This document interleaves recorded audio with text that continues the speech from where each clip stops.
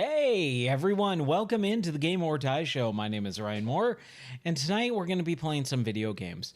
What we're going to be doing tonight is we're going to be playing a little bit of pinball. I haven't played pinball in a while, and I freaking want to play some pinball. So let's dive in. If I can get this running properly, give me 1 second. Of course, it's going to have issues. Give me 1 second here.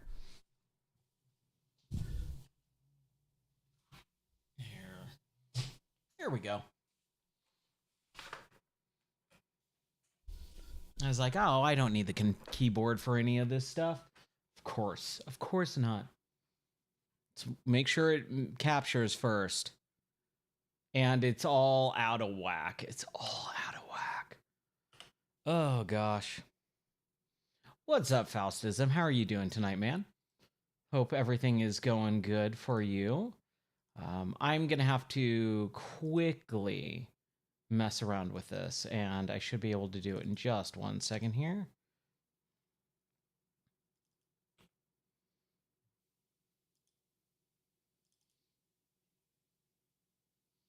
I think I just need to go to the configuration. Hey, what's up, Shadow Wizard? How are you doing tonight? Yeah, everything should be in full screen. How weird. How weird. Post-processing, anti-aliasing.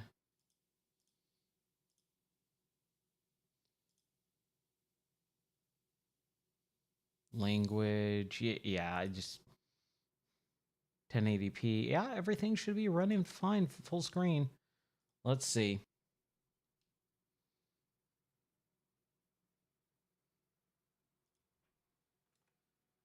Give it one more second.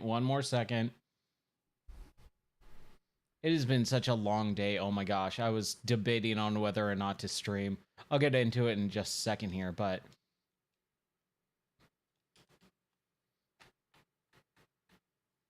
come on.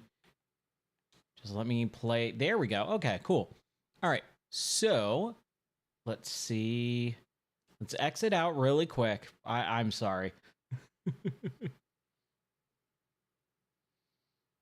And then I wanted to play Cactus Canyon.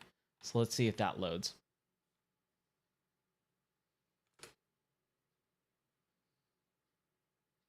Oh, dude. Yeah. It was a very long day of building out the studio, putting up drywall, and lots and lots of drilling. My arms are killing me. Cutting, drilling, putting up drywall, it all sucks, but it's getting there. Slowly but surely. All right. I know it says Alan Wake, disregard that. All right. So what we're going to do is we're just going to play some pinball for a little bit here. Let's get that better view.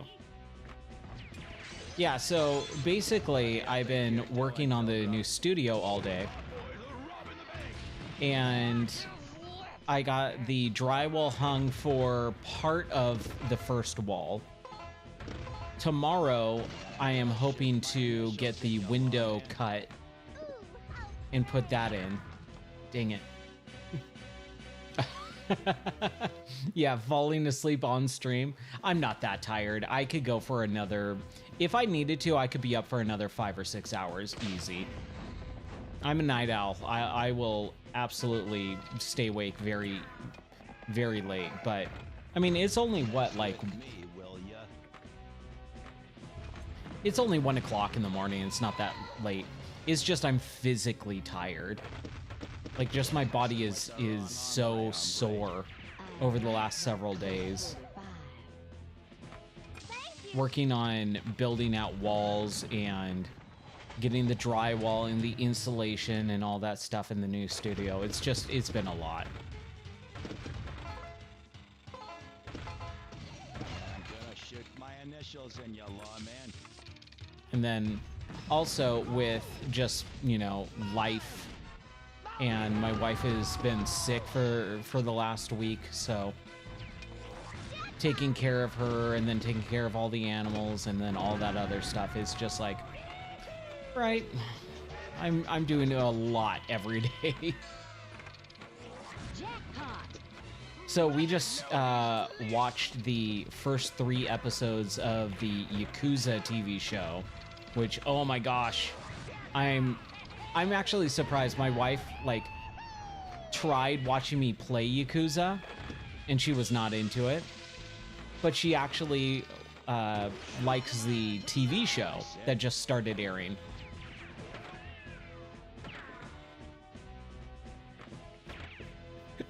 Step Brothers. Oh my gosh, that movie is like one of my favorites. That's easily in my top 10 comedies of all time. I love Step Brothers.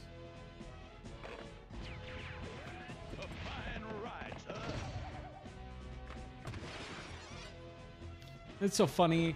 The last time I laughed that hard, I fell off my dinosaur. There's so many stupid lines in that movie. Ready, set, draw. Draw. Draw, partner. I guess I didn't draw fast enough. I don't know what happened there.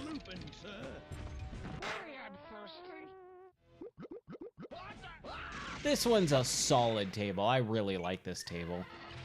It's a lot of goofiness. Hey, I got an extra ball. Sweet. Lock is lit. But yeah, we just watched the first 3 Yakuza. That's why I'm a little bit late. I was like, you know, I'm having a fun time. Like, we needed to hang out together. And so I started watching the Yakuza TV show.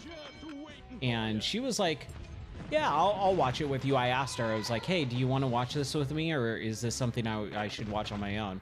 She's like, I'll give it a try. I was like, oh, okay, cool. And so we got through the first episode and she's like, I like this. I like this a lot. I'm like, huh, okay. It is definitely not something that I thought she was going to really get into, but she likes it. I think she likes the a little bit more grounded version of the story. It is definitely not as bombastic as the original Yakuza games, but it still retains a lot of the characters and their persona and all that. So first 3 episodes are out right now. We watched all 3 of them and I really like it. It is not a one-to-one copy. They do take some liberties, and then, like I said, it's a more subdued, I wouldn't say muted, but definitely not as high octane version of the Yakuza story. But it's mostly there. I'd say at least 80% of the way there. The fight scenes are really good. Yeah, that unrated version of Step Brothers, oh my gosh, I remember when that movie, that DVD came out. That was definitely one that I got, and I was like, oh, these are way dirtier jokes. These are like way dirtier jokes. I'll hydrate a little. I just had like a whole bottle of water, but I'll have another one. And always hydrate.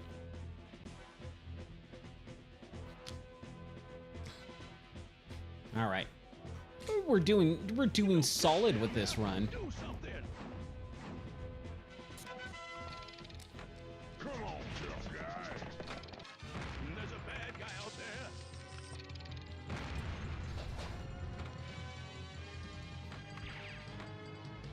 So I totally forgot that it is like Halloween weekend basically, because Halloween is like on what, Wednesday or Thursday? It's on Thursday, right? And so everyone's going to be celebrating this weekend, and I totally forgot that. A multi-ball madness. Multi-ball.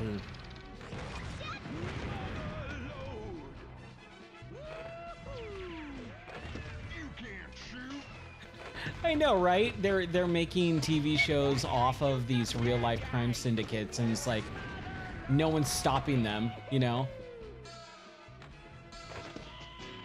The cops aren't gonna... And it's all because it's quote unquote legitimate, right? There's all these fronts where it's like they can't prove that they're actually doing anything wrong because they can't get caught. So like The Sopranos with all the mafia stuff, right? Man, I didn't watch The Sopranos when it was first airing. I was, I think, a little bit too young. Number one, it was on HBO and we didn't have HBO. And then number two, it was a lot of, it was more adult themed than, you know, when it first aired for me. Like I was kind of, I think, fairly young, maybe, like maybe high school, and it's not for high schoolers. So I didn't get to watch it, but I do remember one episode. There was a free HBO weekend. They used to do that like every once in a while. And I saw the episode where there was a bear in their backyard. And that was the only episode that I knew of The Sopranos for years. Until about 10 years ago in 2020 or 2014, I watched all the way through the entire series. And I loved it. Oh my gosh, I was like, this is amazing. This is a really good series. And again, it's something that I went, oh, I get why people like James Gandolfini. And I think that was after he passed away, too. I'm pretty sure. Because everyone was like going, oh, James Gandolfini, it's so sad that he died. And I was like, you know what? I don't really think I've watched much of what he was in. So I decided to watch all the way through with Sopranos, and I loved it.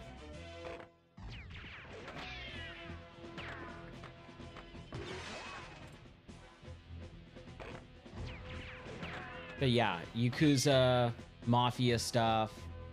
It's crazy that we all kind of know all this stuff. And it's like very, very true to life, but they can never, ever like prove any of that stuff. Looks like a gunfight. Ready, set, draw. Hey, that's a pretty good eye there. Hey, I'm getting all these little completions. I like it. Get that bad guy. Bounty is lit. Oh, you know what? I just reset this computer like a couple weeks ago. Like 2 weeks ago, and I think I lost all of my high scores. I need to re-import those. Not tonight. Not tonight, though. Draw is lit. Clear that bad guy's arm in here. That was nice. Amazing. Yes, exactly. They're totally fiction, right? Yeah, they're definitely portraying a more unrealistic version of the real world. Not everything wraps up in nice 20 to 30 minute chunks.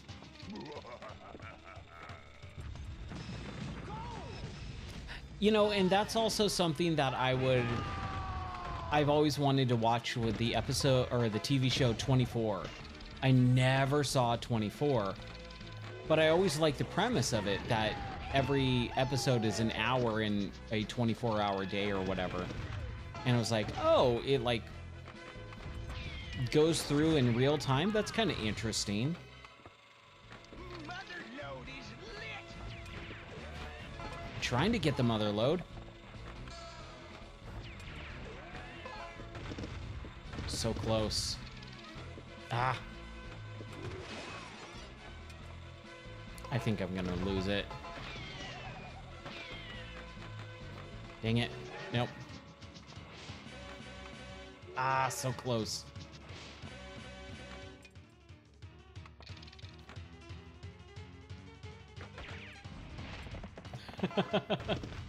Oh, I know. The internet is so twisted.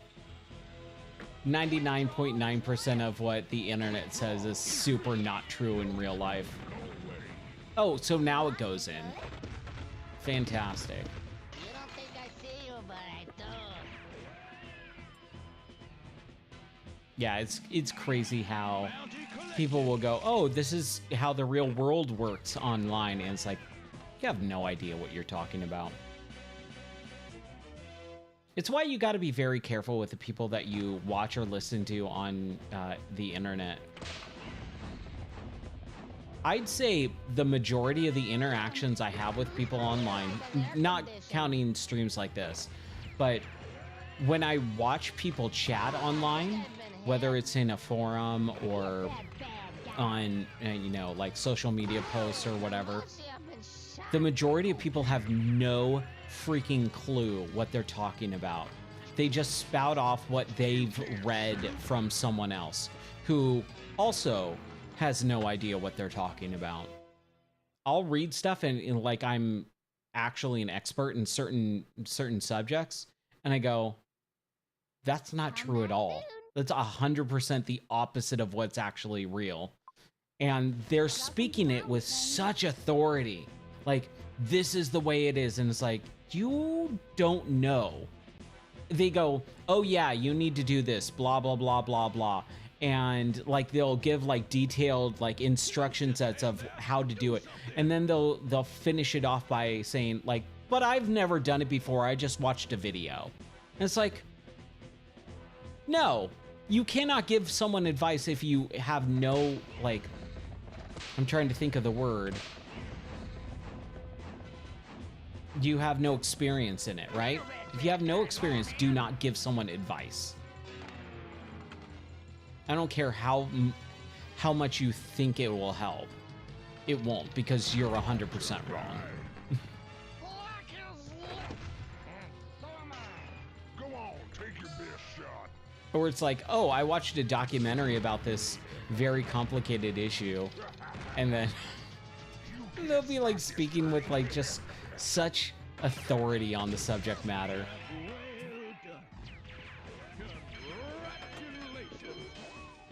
Yeah. Oh yeah, totally. And the people who also continually have to tell people that they're smart or that they're tough or, you know, whatever. When you have someone like just keep saying the thing, it's like, you're actually not that, right? Because the person who is tough or smart or whatever, they don't have to continually tell people that they are. It's so funny watching those people just say the same thing over and over again. I'm like, you're so full of crap.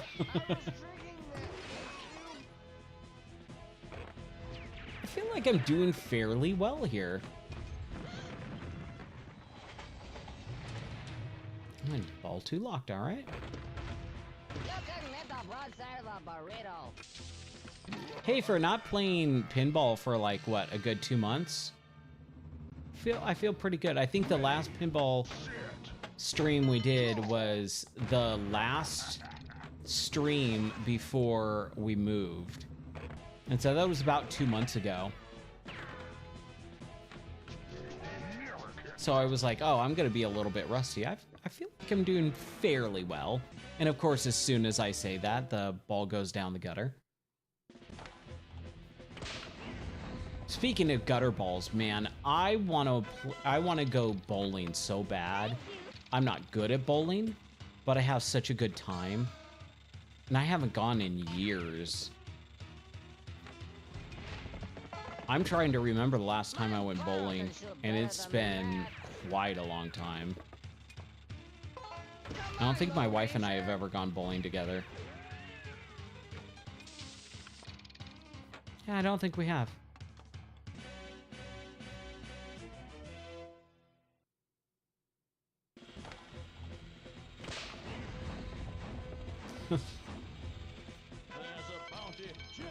Oh, that's cool. So, I have a funny story about math tutors. Not for me specifically, but for my sister. So, one of my best friends, his name was Tom, and he's the funniest guy I've ever known. I love him to death. I miss him. I haven't talked to him in quite a while. Some stuff happened with him, unfortunately. I hope he's doing well. But anyways, he was a stand-up comic. And he was a super, super funny guy. And his brother was like this genius level of intellect with math. Like just crazy smart, good at math. And so after like a few years, like after we were all out of college and stuff, he started tutoring in math just to make some extra money on the side.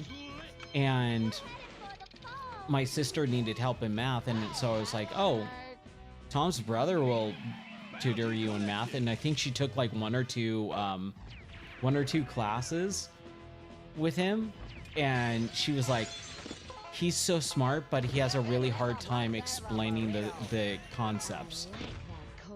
And so she was just like, it's not going to help me because I don't understand the concepts, and he does, to the point where he's just like, why don't you get this? This is easy.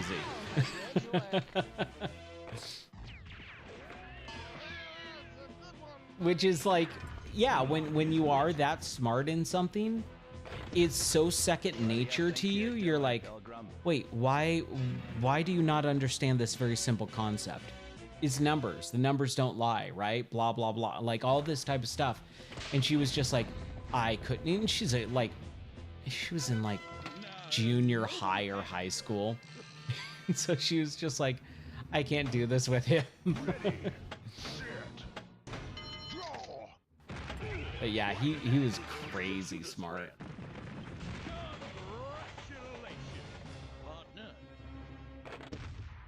I wish I was that good at math. I've always struggled with math.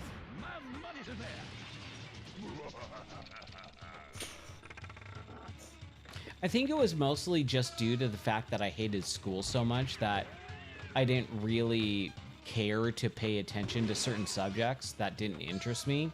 Math was definitely one of them. And looking back on it now, I go, man, I wish I paid more attention.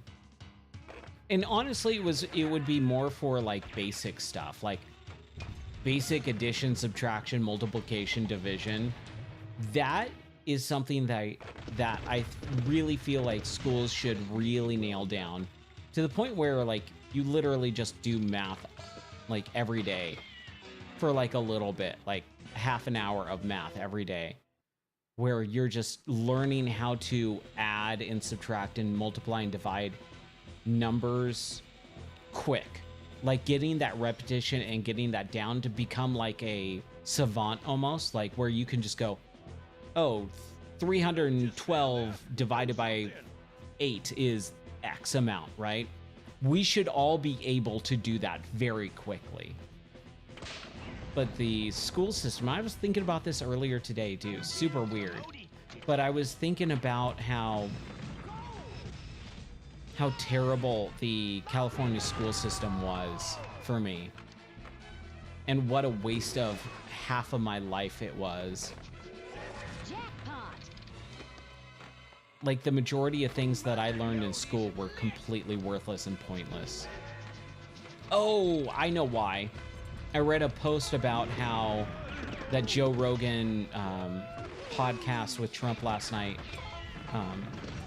Trump was talking about certain presidents and certain issues where most people wouldn't even know who he was talking about. And it's like, yeah, dude, you could tell me William Taft and I'd be like, I know he's a president. I couldn't tell you which one. I couldn't tell you what he did for our country. Couldn't tell you pretty much anything other than his name and that he was a president. And it's like, the California school system failed me so bad, so miserably. And it sucks too, because like, I love learning. It's just the way that they tried to get me to learn wasn't how I learn. It was really detrimental to my learning. All right, let's do another table. What other one do I want to do? I mean, let's play a little Elvira. I mean, it's Halloween time, right? Multi-ball! Give it a second. There it is.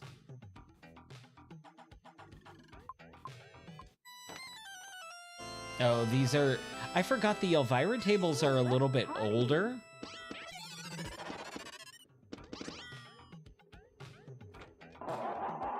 And Elvira. So weird, all the different classic 80s horror that was just prominent.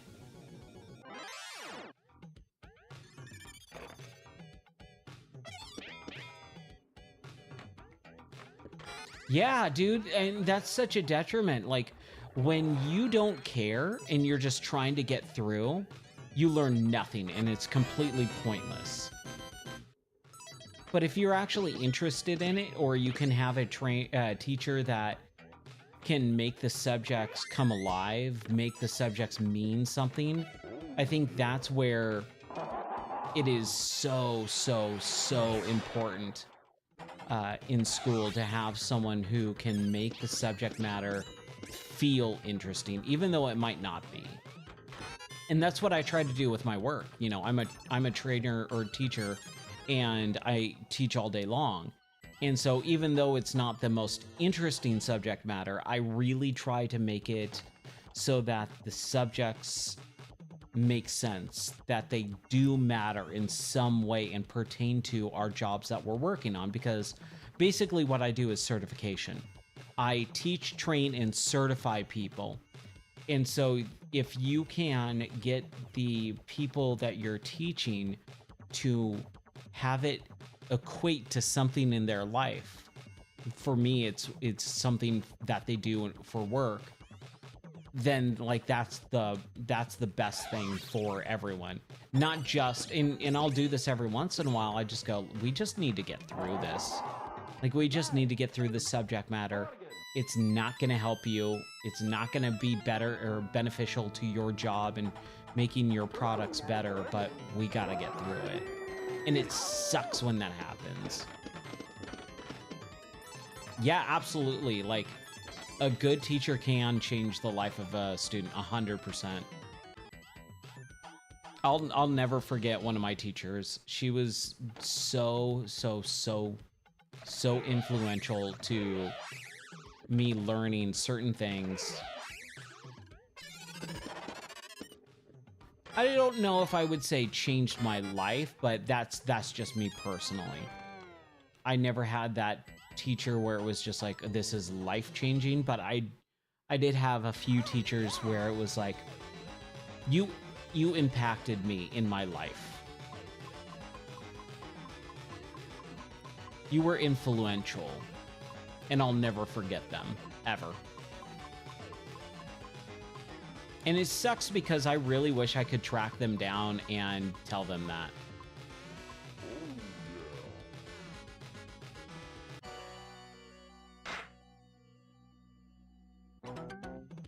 Like what? Man, it's been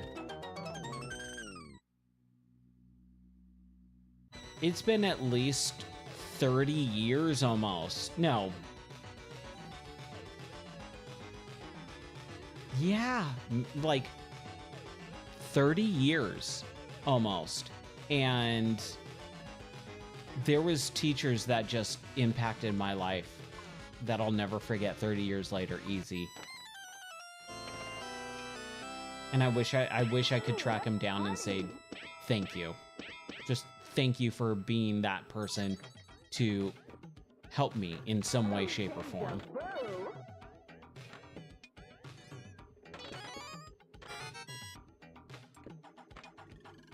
Not to get all sappy and everything like that, but it's really interesting. I look back on some of those teachers and go, man, I really appreciate it.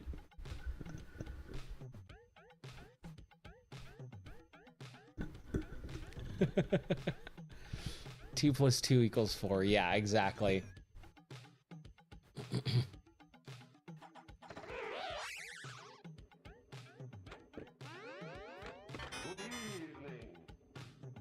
What's up, Danzig? Yeah. I loved some of my teachers, and I hated some of my teachers too. I definitely had a handful. Like, my wife and I were talking about this probably about a month ago, about some of our most hated teachers. And I was just like, there's this one. He looked exactly like Phil Jackson from the LA Lakers. Like, to a T, where people would look at him and go, Phil Jackson? No, you can't be Phil Jackson. Why are you teaching 6th grade? But yeah, that's what he looked like. And did my ball? What happened here?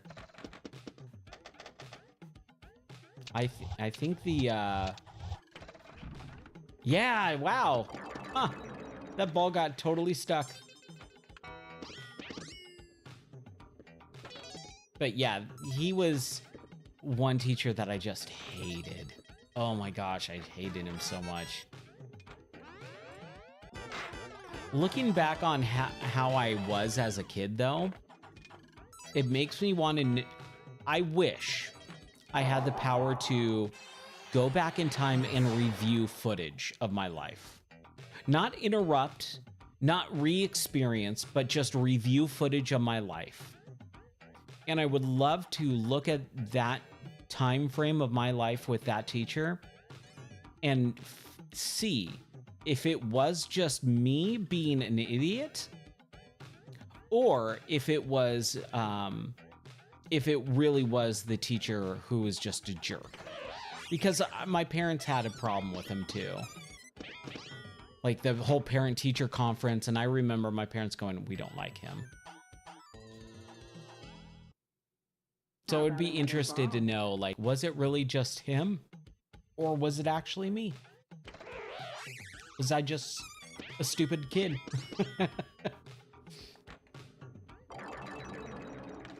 Play Dracula? All right, cool. We'll play Dracula after this this round.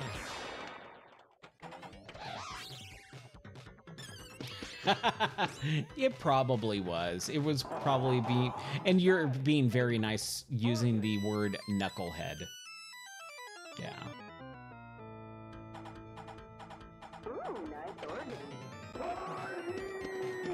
Because I know that there were times in my life as a kid where I was a jerk.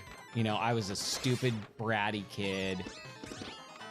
I complained about certain things or whatever that weren't straight up true at all. I didn't read the situation properly or whatever. So there's definitely some of that going on in my life.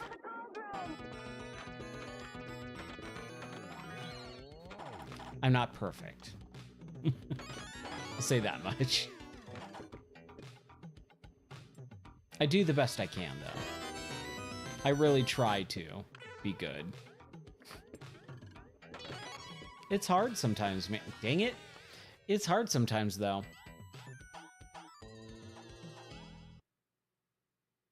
I'm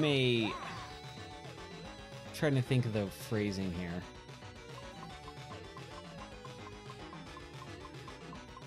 Put my name in first. Ooh. There we go.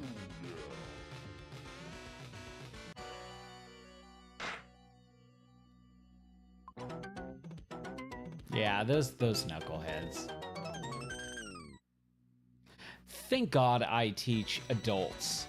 That's the one takeaway from my job that I go, oh, I'm so glad I teach adults. Do I have a Dracula? I don't know if I have a Dracula table. I'm pretty sure I don't. A, B, C, D. So we got Diner, Doctor Who, another Doctor Who, Doctor Dude. Oh, Dracula. Here we go. Sweet. Sweet. I hate that the oh, it's Bram Stoker's Dracula. Right. Okay. Oh man. I really want to watch Bram Stoker's Dracula now. It's such a freaking weird movie. My home.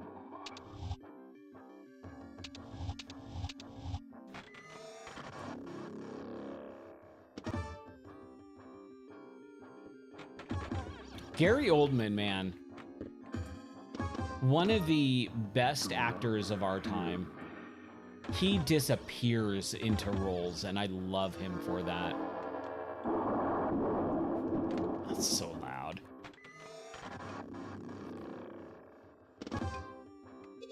Oh, I mean, I would say there's only been a handful over the last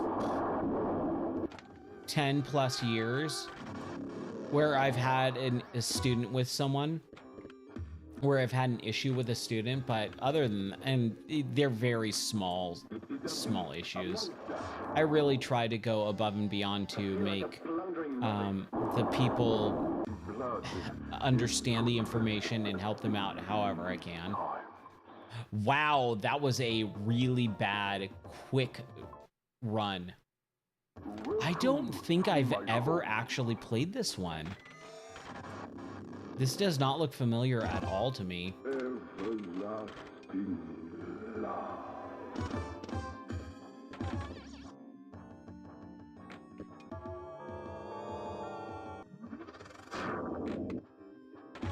I love at the beginning of the movie where he's wearing that red armor and it's like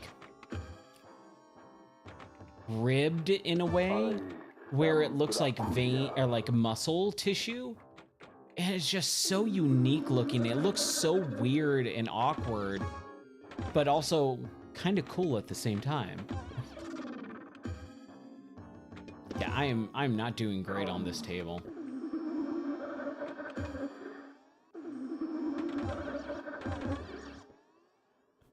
I did not know that. Oh man, if you give me some Gary Oldman trivia over the night, I will be super ecstatic.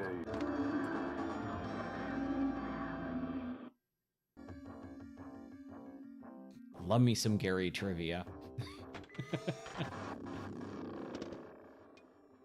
Honestly, I don't know much about him other than just the roles that he's played and enjoying them.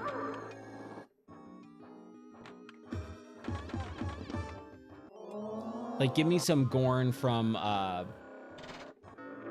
dang it, The Fifth Element, right? Ugh.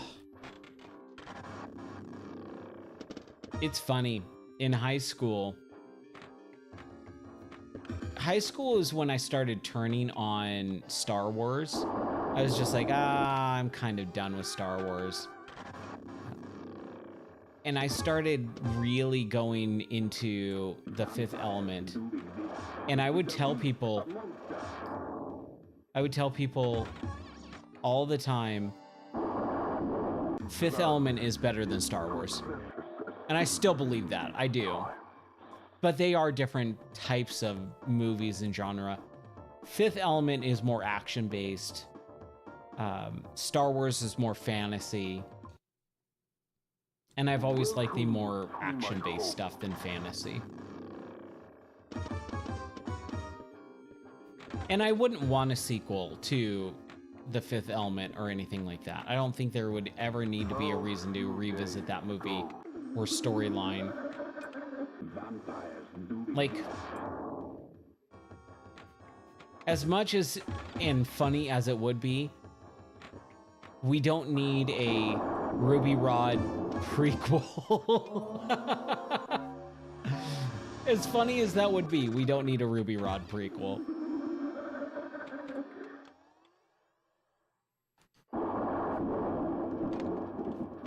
Oh my gosh, can you imagine? Chris Tucker's old too, like he's getting up there. He just wouldn't be, and to do a prequel so he's like playing a younger version of himself than what he did in Fifth Element.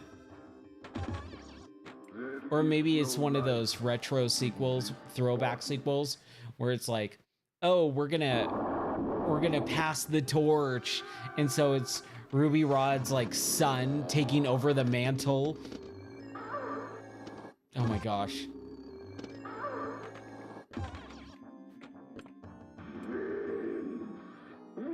Based on reality, like World War II. What do you mean by that? I've never heard that before. What is happening with my ball? Blood is too precious a thing.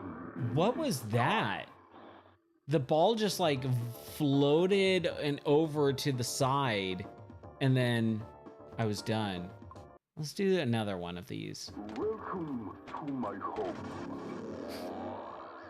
So, my best friend, or one of my best friends, I always do a really fun birthday present for him. His birthday is in October. And for this year's present, I did a whole audio podcast of Mystery Science, or not Mystery Science Theater, Masterpiece Theater radio dramas. And the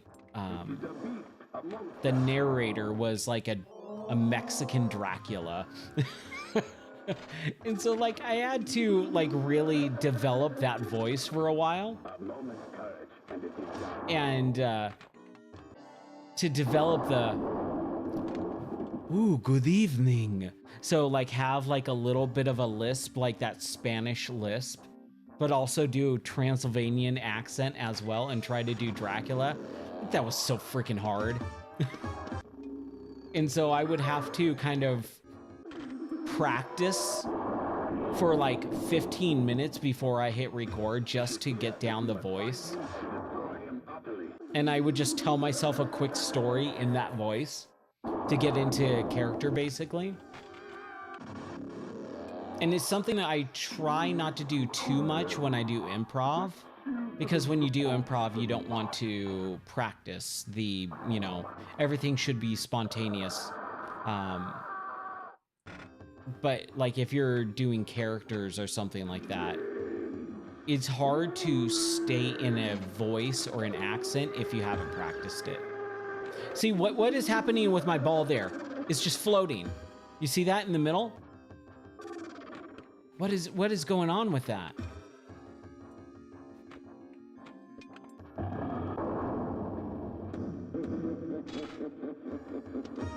This is an interesting table. Dang it.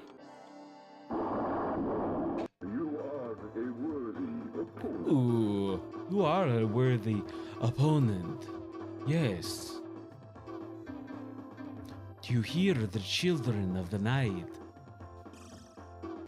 They make such beautiful music. As a magnet? Okay. I figured it was something like that, but it also, like, I couldn't hit it, and I was wondering, like, I was trying to get the other ball to hit it to see if it's glitching out, or if it's just part of the actual table. Oh, it does it on the actual table. Okay, cool. I've just never played this table before, I don't think, so that's really interesting. Having it kind of like float and vibrate. That's really cool. Welcome to my home. Welcome to my home. My humble abode, if you will. Mystery.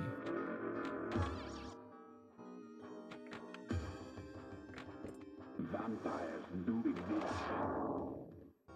This is a really cool table. I like it a lot. I don't like how easy it is to get into the gutter lanes. I've had that happen quite a few times so far. That seems fairly easy to have it just like hop in there. That's one of the biggest detriments to a pinball table for me, is if I can basically have the gutter lanes, the ball go into the gutter lanes all the time. Like if that happens, like I don't like the table because it feels like very cheap, because I'm not doing it. It's just random happenstance. And I'm not saying they should just do away with them altogether. I'm just saying if it's very easy where it happens often, like quite often as soon as the ball gets down there, then I don't like that.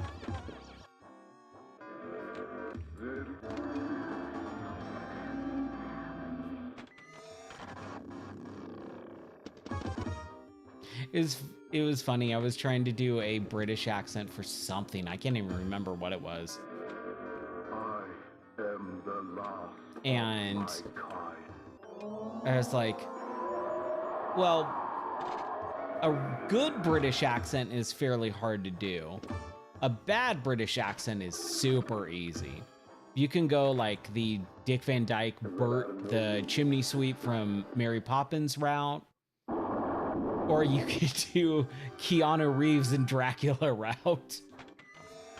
And it's such a bad accent, but I love it. And it's only after the fact that I heard other people say how bad it was. Because when I was younger and I watched this movie, I don't think it was bad at all. Listen to them, the children of the night. Yes, the children of the night.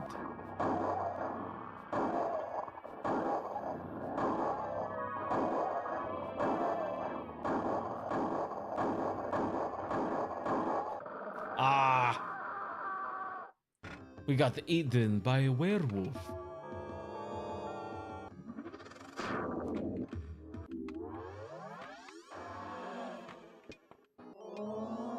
Alright, I'm doing okay. Hit the ball. Oh, I have to hit that. Dang it. Okay, I see what that's happening now. So it's floating across and it wants me to hit the ball. Interesting. Interesting. I am Dracula. Dracula. It's a weird pronunciation of that. Blood is too precious a thing in this time. Okay, we gotta do at least one more. I'm having fun with this table. This is a cool table.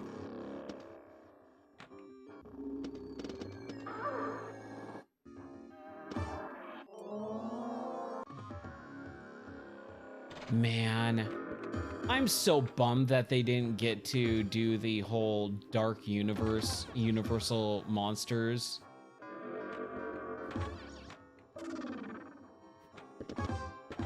Like, it could have been so good. Wasn't like, Benicio del Toro was he gonna be the Wolfman? And then, or was he the Wolfman? I can't remember. And then Russell Crowe was gonna be, was it Van Helsing or Dr. Jekyll, Mr. Hyde?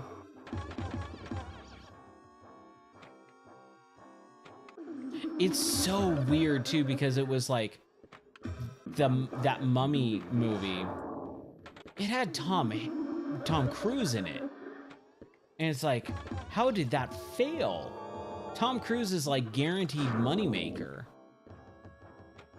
But if we're gonna have either the Universal Monsters Dark Universe with Tom Cruise or the Mission Impossible movies, I'll take Mission Impossible every single time without fail. There we go. Ah.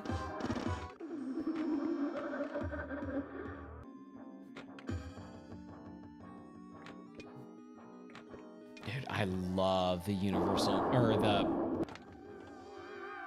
what am I trying to say? The Mission Impossible movies. I love the Mission Impossible movies. Everlasting love.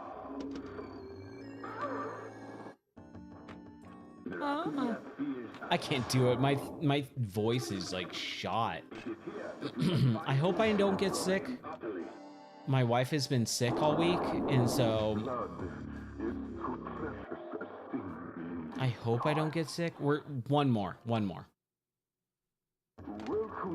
to my home. But my voice has definitely been scratchy / hoarse a little bit. I almost thought I lost my voice yesterday. Like, it was so hard to talk, and it was very raspy. And I was like, oh no, am I getting sick? Did I lose my voice? It is a beast, a monster. No, I didn't. It's fine.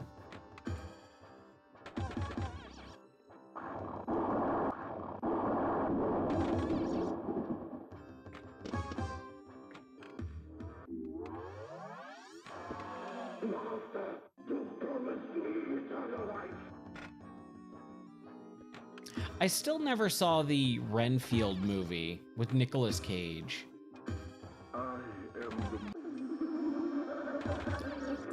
It's funny, we're gonna get a new puppy, and the breeder said that the name is gonna be, whoa, what is that? Hold on a second. I think that's just a moth, but it's huge. Holy crap. What's up, Scodabig? How are you doing? Welcome in. What was the crazy rumor that you heard?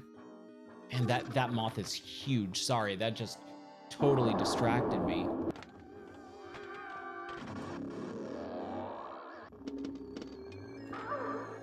Ah. Hit the ball. All right.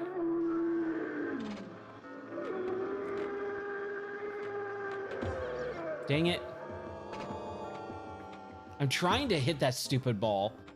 That is hard.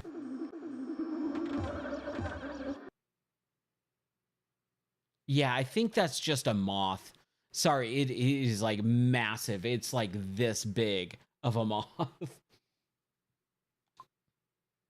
It just keeps like dipping into frame.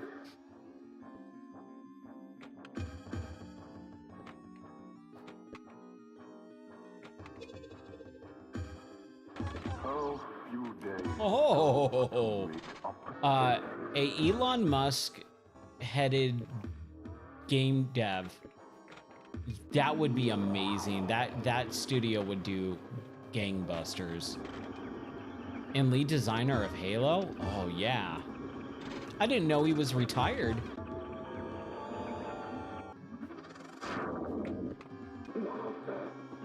It's funny, as much as I appreciate and enjoy playing the Halo games, I've never been super big into them or following anything about them. I just like playing the games.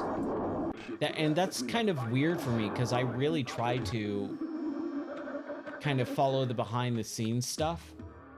But with Halo, I was just like, I kind of just like playing this game. I kind of never really dug the,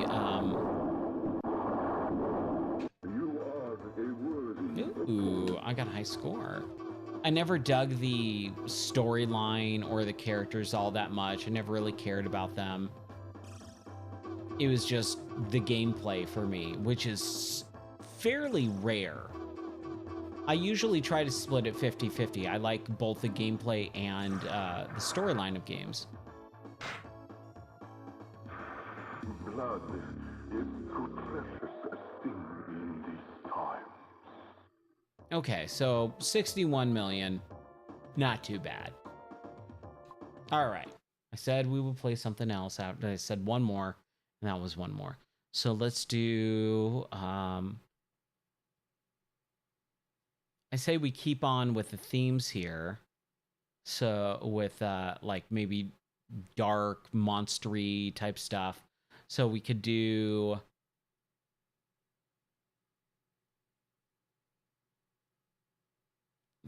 not the other Elvira one. I really don't care for the Elvira stuff. I'm thinking of Phantom. Phantom of the Opera. Where is that? Where are you? Gladiator. It would help if I can spell properly. There we go. Oh, I love Phantom. But yeah, I think a Elon Musk game dev studio sounds rad. Oh my gosh, I hope that's true. I mean, he loves playing Diablo and stuff, like he's a gamer. So it's not out of the realm of possibility.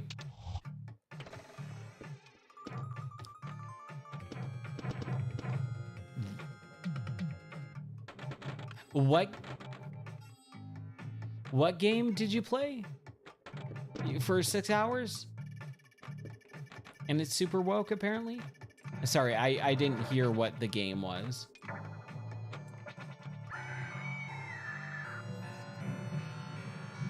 I don't think I've played a game recently. Yeah, I take that back. Satisfactory. I played for like 6 to 7 hours the other day. Like I seriously sat here all day and played it. Oh, Black Ops 6. Okay. So, oh, it just came out yesterday, right? Or technically today or something like that? No, yesterday. How was it? Did you like it? Other than the woke factor?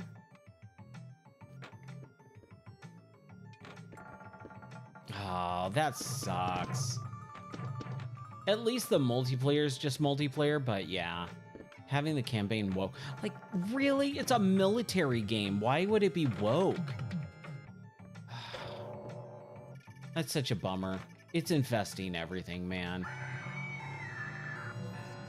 Burn it all down, start again. Start fresh with people who can't make money off of ideologies. Kick them out of the industry, that's what I say.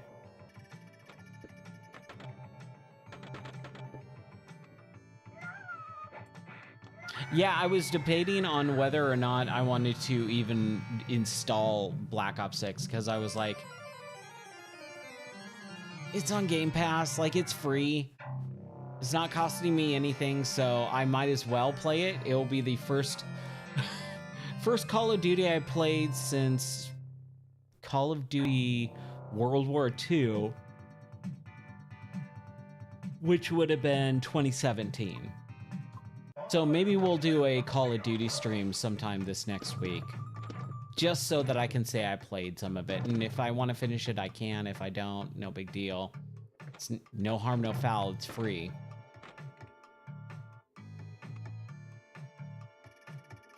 I'm kind of bummed. I wanted to do multiplayer gaming tonight. And I was like, oh, Moving Out is on the Epic Game Store. So like I posted in the Discord today. Oh, multiplayer madness tonight because of the Epic Game Store is giving away Moving Out. And Moving Out is such a good multiplayer game. It's a great co-op game.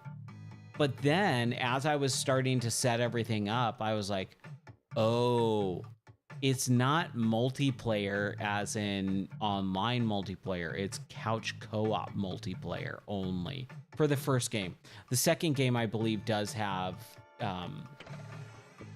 online capability and crossplay as well. But man, I was so bummed. I want to play some multiplayer games. It's been too long.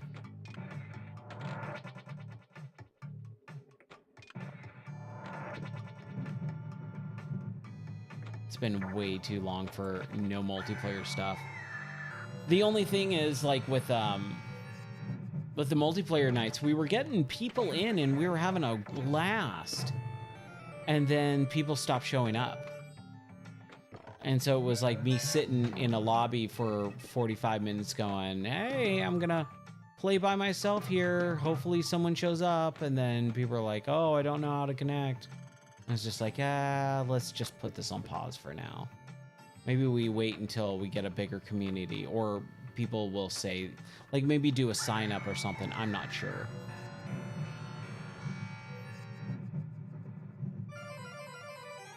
But that would be really fun to play. It would be really fun to play Call of Duty with everyone. What's up, Baba Sticky? That's fine. Don't worry about it, man. I'm just happy you're here. I'm just happy you hang out and have fun. Hopefully it's entertaining for you. But I know if you did, if you had a console or if you had a way to play with us, I know you would. And that's what really matters. Your heart's in the right place.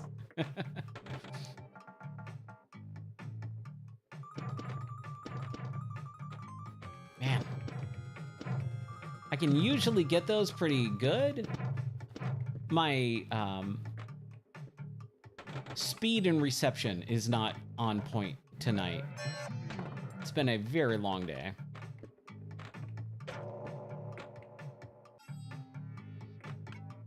It's funny. I was putting up drywall today in the new studio, and like, I had my wife finally look at everything today. And so like she came out to the studio and looked at everything, and she's like, "Do you need help?" And I'm like, yes, I do. So like, just a couple hours ago, we put up some drywall, and I was just like, okay, I'm done for the night. Like, it's 9 o'clock. I don't want to be in here anymore. I don't want to do any more drywall. Drywall sucks. It's so freaking heavy. Yeah, dude, today was the first day it actually felt like autumn. Because, dude, yesterday, it was 85 degrees. It was so stupidly hot yesterday. And it's been like that for like the last 2.5 weeks. Like in the high 70s, low 80s. And I've been so mad about it. And now and today it was overcast and it rained for like the first time in like a month. And so it finally rained. It finally cooled down to, I mean, it was still 70 degrees out. So it wasn't amazing, but it was overcast, it was rainy, and it was cooler than it's been in the last like 2 weeks. So it was really, really nice too. I had both doors open in the studio. I had the front door and then the side, it's like a garage door, basically, a roll-up garage door. I had those going, and the wind was kind of picking up, blowing through, and it was like actually cold for a little bit. And I was like, yeah, I love this. And that's all I want. I just want cooler weather, because it's been so miserable to work on the studio when it's, because there's no airflow, there's no air conditioning, there's no ducting or a central air or anything like that. There's not even any ceiling fans or fans of any sort in the new studio, which is something I'm gonna have to implement at some point. But when it's like 85 plus degrees outside and not a cloud in the sky, it's just been miserable working in there. So the last several nights, I've just been dead tired. But man, yeah, today was awesome. Today was like near perfect. And it was funny too, because like I woke up and it was super sunny, and I was like, another crappy warm day. And then basically oh man, I totally forgot what I was gonna say. You watched Young Frankenstein on stream? That's awesome. How are you doing that, by the way? Are you just like throwing on the movie and just saying screw it all? Or is there, because I know that there was the I wasn't even paying attention to that ball. There was the watch party stuff, but that got taken away. Like back earlier this year. And it's like, oh man, the watch party stuff is gone. So are you just throwing on the movie and just going, hopefully no one cares? Because I've seen that a lot. I actually saw someone else, I think they were watching Young Frankenstein as well. But the aspect ratio was super off. Like really badly off. And I was like, oh, this looks awful. Okay, so, okay, you weren't doing it. It was another streamer doing it. Okay. To be honest, I almost did that tonight. I almost said, screw it. Let's watch the new Yakuza show. And I love my wife, but I was so angry at the same time. I said, because I always ask her, like, this is just one of our things in our marriage. If there's a TV show or a movie, we ask each other, do you want to watch this? And if they say yes, or if I say yes, or she says yes, we have to wait until we can both sit down and watch it together. We will watch it together. And so I said, hey, there's the new Yakuza TV show that just came out. And she watched me play part of Yakuza and she didn't like it. So I was like, she's clearly going to say no. And I said, hey, I was thinking about, maybe watching it tonight and maybe doing a stream of just watching the Yakuza. I don't know if I want to play video games. I don't know if I want to talk. I just kind of want to relax tonight. And she said, no, that sounds interesting. I would like to watch it. I went, okay. And then I just decided, let's watch it now. And so we sat there and marathoned the first 3 episodes that are out. And they're really good. We'll do one more of Phantom and then we'll move on. I really liked it. And then she did too. She was super into the Yakuza TV show. No, it is live action. So if you want to watch it, it is on Amazon Prime, I believe, is what it's called. And it's live action. It's Japanese, so it's all in Japanese language and subtitled. And it follows the first Yakuza game, Yakuza 1, or Yakuza Kiwami 1, which is the remake that they did a few years ago in the new engine.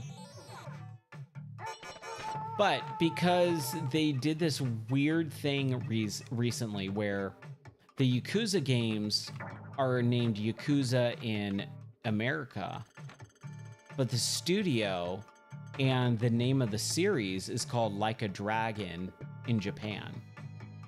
And so they've been trying to kind of get the Like a Dragon name unified throughout Japan and the US releases.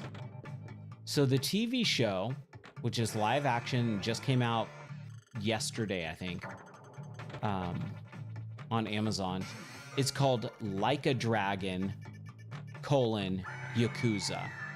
Just like the 2020 game that came out, which is technically Yakuza 7, it's called Yakuza Like a Dragon.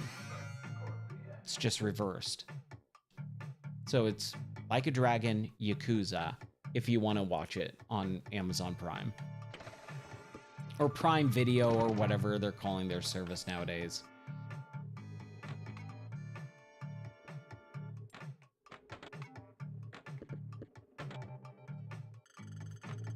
Dude, how did you like the first episode of Terminator Zero? Yeah, I really love that show.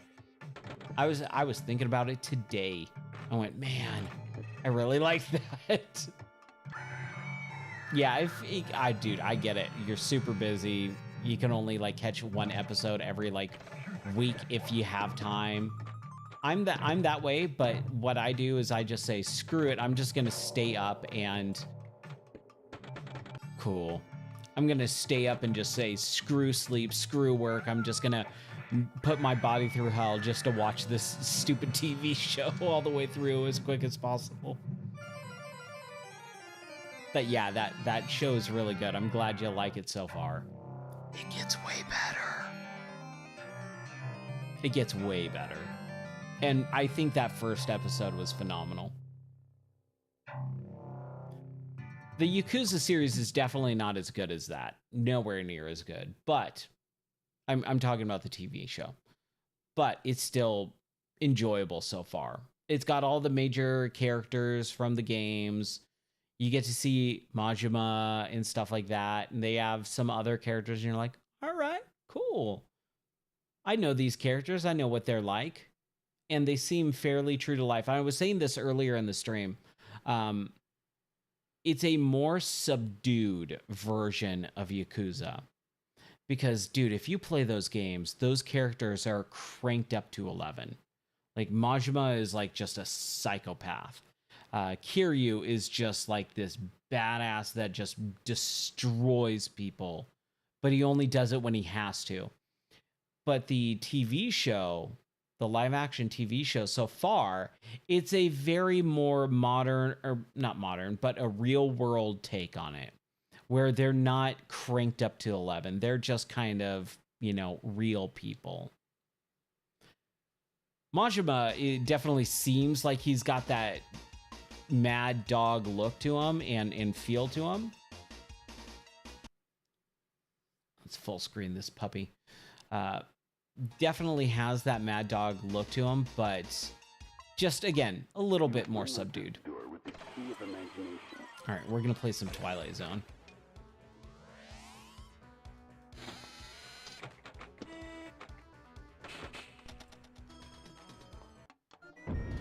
Man, it was a bad one.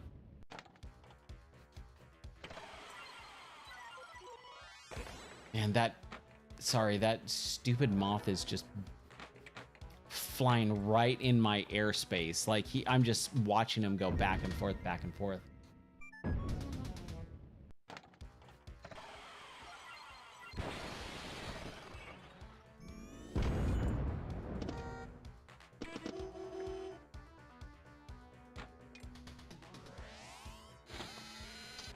Yeah, that Terminator show, though, oh my gosh, is interesting. Like, I texted my friends after I finished it. I'm like, because we have this running group text for over 12 years at this point. And so we'll just text each other all day long. It's my group of best friends. And I was like, did I miss us talking about Terminator Zero? Because it came out during the time when I was in the middle of moving and all the crazy stuff happened. And so I was like, did I miss the conversation of Terminator Zero? And they're like, no, we haven't talked about it at all. And so, like, we got to talk about it the other day, and I was so excited to talk to someone about how cool it was. But I will not spoil anything at all. So just watch it at your convenience, and if you want to talk about it, man, just let me know, because I will gush and talk about that game as much as or show as much as possible. It's so good. I honestly think it's the best Terminator thing that they've done since Terminator 2, which has been a while. And this is coming from someone who enjoyed Terminator 3 when it came out, enjoyed the last Terminator movie, Dark Fate. Man, that thing is so big. Ugh. I just want to get rid of this moth.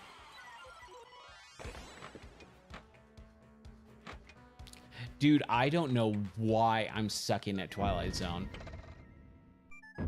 Like, I'm not great at this table, but this is just straight up awful.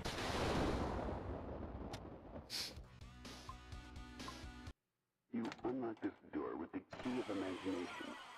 Key of imagination. Wish I could do a better Rod Serling. Let me just sight and sound. This shot requires skill. Super skill.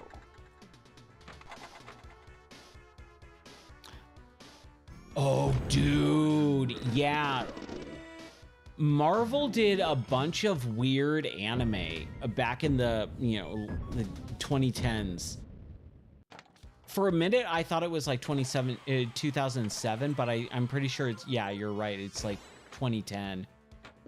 They did an X-Men one. They did a Wolverine one. They did a Blade one. They did a, I want to say Daredevil, but I'm pretty sure it wasn't. It's Blade, X-Men, Wolverine, and there's like a fourth one. Deadpool? No, I don't think Deadpool. I want to say it starts with a D.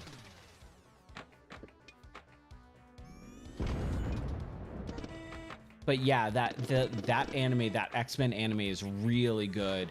It's like where like Professor X is, I think, dead, or maybe Jean Grey is dead, and they're going to like find what happened in like some Alaskan or Canadian outpost.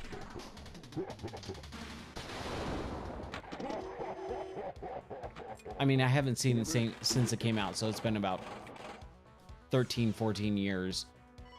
But oh my gosh, I vividly remember that. And I would tell people, and I'm pretty sure it was like 2010 because I feel like I remember watching it at the game store and I would have it on and people would ask me what it was, and then I would go off. I'd be like, this thing is so cool. That's right, Jean Grey is dead. Yeah, and he's got a son. Okay, yeah.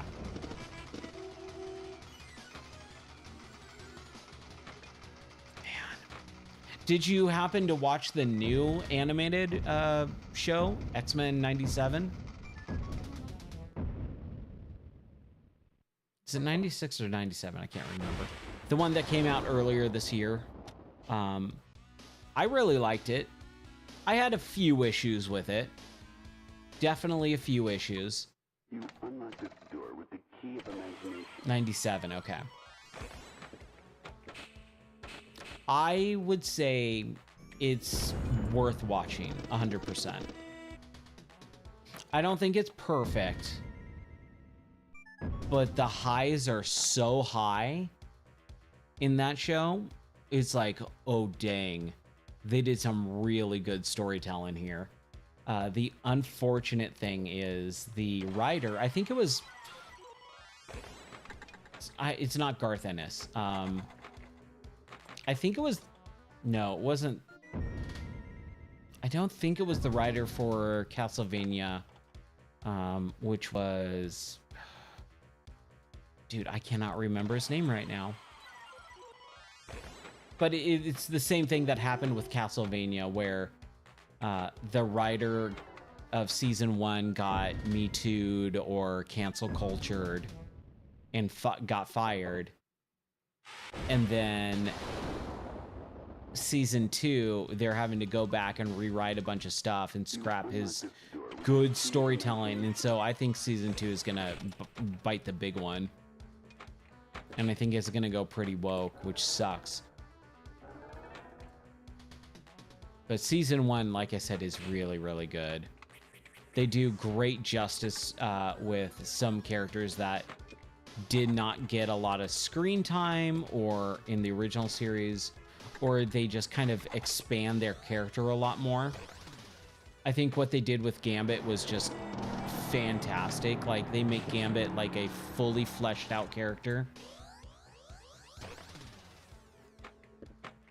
Yeah, dude. Comics, dude, I don't want to be that man-child, but I really do love comics and cartoons. I think there's some really good storytelling in them. Last night, I think they're on issue 3. I just finished issue 3 of Spider-Man Black and Blood, where there's this whole new trend in comics right now, and it started with Wolverine Black and White and Red, and where it's a black and white comic, and the only color they use is red, and it's usually for blood. And so they did it with Wolverine, and it's an anthology series where each issue is like 2 or 3 stories that have nothing to do with each other, but are all about Wolverine. And so there's this one, I think I can almost guarantee you, if you go to gamerdie.net, if you go into the website and just search in for comics, you'll see my comic recommendation article. Pretty sure it's on there. You know what? Give me 1 second. I'm gonna just check this really quick. I want to check this, and I'll bring it up really quick if I can, because I actually would love to show this off because it's like really, really cool. Let me see if I have it. Yes. Ha ha ha ha. I hit the microphone. I didn't mean to. Here we go. I'll do this really quick. So on the Gamer Die website, if you just search comics up in the search bar, you'll find Ryan's recommendations for 2022. And these are some comics that I read in 2022 that I went, you guys should read this. So the Teenage Mutant Ninja Turtles IDW run from 2011. Oh my gosh, this is the best comic series about the Turtles. Issues 1 through 50 are amazing. Issues 50 through 100 are pretty stinking good as well. But after 100, they switched off from Kevin Eastman, and they gave it to some woke lady, and she turned it into some woke Ninja Turtle story, and it kind of sucks. So the IDW run of Ninja Turtles from 2011 is so stinking good. They take a couple different versions of the origin story of the Turtles and kind of combine them to make its own thing, and it's really cool. So Splinter is just a normal rat, or no, I don't want to spoil it. Just, oh my gosh, it's so good. And then Batman the White Knight, where it's a future version of Batman that gets basically found out and the Joker turns like good. Super interesting as well. But this is what I was going to talk about. Wolverine Black, White, and Red from 2021. Look at this art of Wolverine in his Weapon X with the helmet, in his Weapon X costume, and then Sabretooth, who looks like a freaking demon. It is so cool. And so this is basically a new trend in comics where they do a black and white series, and then red is the only inked color that they do. And it's usually for blood, but it can also just be for like costumes or just, like wine or something like that. But it's really, really cool. And so I just read last night Spider-Man Black, White, and Red. Let's see here. Let me see if I can pull it up really quick. Because I was reading this and I went, oh, this is kind of cool. This is a cool Spider-Man story. 1 second here. This is on my server. So I gotta grab it really quick.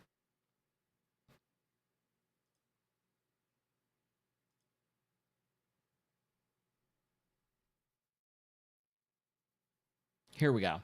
So yeah, Spider-Man Black Suit and Blood. Let's see if we can read this in the web.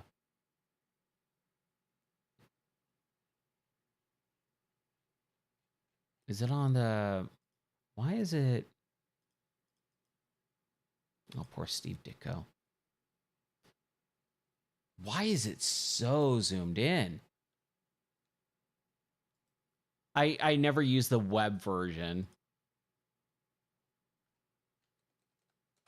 I always have this on. This is my personal comic server, and I always have the tablet running. Fit to height. There we go. There we go. And then go to page 1. There we go. So this is the comic that I read last night. Black Suit and Blood. So it's all black suit Spidey, and then anything that is red is blood, as well as costumes and stuff. And this is, again, really cool. They do it with Wolverine. They've done it with I'm pretty sure Iron Man, Spider-Man, Harley Quinn, just like not just Marvel, but also DC has kind of been doing this too. So it's really, really cool. Anyways, I just kind of wanted to show that off because I freaking love comics and I read them every night. That's kind of the funny thing is I read comics every night before I go to bed. So I'll stream and then I'll sit and lay in bed with my tablet and read off of my server like an issue or 2 or like 5, depending on how late it is. But it's a good time. Okay, let's do some Terminator pinball.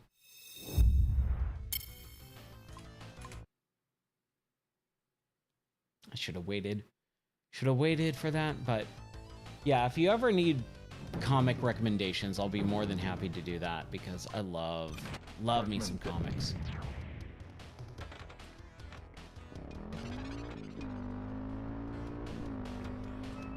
Checkpoint 1 secured.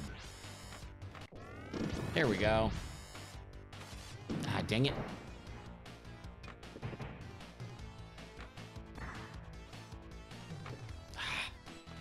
always with that middle gutter lane. Ugh. So I was talking about the side gutter lanes earlier, but now it's the middle one on this table that always throws me for a loop. Dang it. But yeah, if you want even more recommendations than the ones I showed, I think I put a few others in there. Just look that article up and read the little blurbs that I posted about those. You'll kind of get a better understanding of not only what the story's about, but also kind of my taste a little bit. Oh, Alpha Flight? Yeah. Yeah, they don't really do a whole lot with Alpha Flight at all, like Puck and Sasquatch and stuff. Yeah, they really don't do a whole lot of storytelling with his Canadian team up, which is a shame. They also came out with, this was, I think, a couple years ago. There's a subshoot of Wolverine comics called Patch. Patch is like his alter ego in Madrid Poor or whatever it's called, and where he wears an eye patch. And they just had the cameo in the Deadpool and Wolverine movie. And I was like, okay, that's cool, because I think Patch is a really cool character. Like, it's almost like Casablanca in a way, and Wolverine is Humphrey Bogart. He has like a very similar style to him. It's like, what? Wolverine is Humphrey Bogart? All right, cool. I'm down to read this. Point 1 secured. But yeah, Patch is a cool character. Lock sequence initiated. It's interesting because as a kid, I loved Wolverine. As an adult, up until semi-recently, I was like, yeah, Wolverine, whatever. But my favorite was always Spider-Man. I've always loved Spider-Man over everyone else. And then one of my best friends, his favorite was always Wolverine. And like so much so that on his desk at work, he's got like Wolverine everything, and he's the Wolverine guy, right, at work. So people will like bring him tchotchkes or like little trinkets of Wolverine. You know, if they go on a trip to Disney World or something and they have a little Wolverine action figure, they'll get him, give it to him for his desk. Like, he's that guy. And he loves Wolverine. And I was just like, man, Wolverine, whatever. And then I started reading comics of Wolverine and went, I'll be back. okay, no, yeah, that's right. I really like Wolverine too. He's a great character.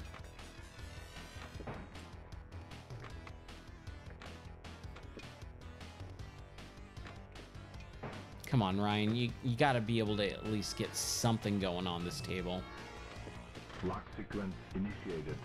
See, I'm telling you, wow, okay. I did not think that was gonna happen. Pulled it back up from the brink.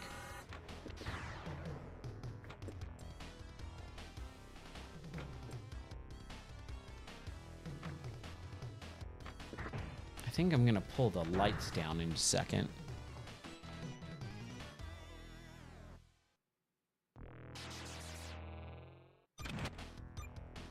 There we go. Just so that it's not so bright and in my face. Direct hit. It's like a 90s Gatorade ad. It's so in my face.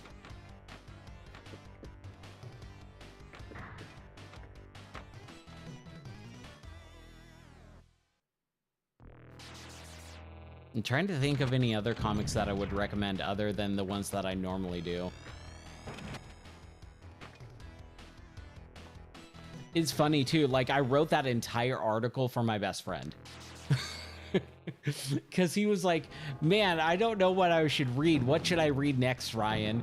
And I was like, I said, give me an hour and I'll get back to you. And I sat there and wrote that article. I pulled like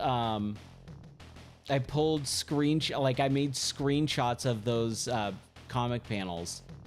I posted it, and then I sent him the link to my own website, and I said, just read this. Here's all the recommendations I would recommend right now. Anything that I think is interesting or cool.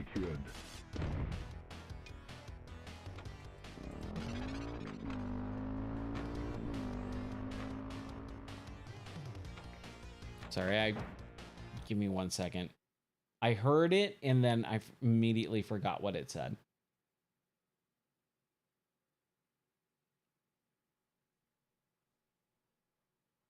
Oh, yes. Yeah. James Bond, man. Are you saying the actor, like Hugh Jackman, should be James Bond? Or are you saying it should be like James Bond?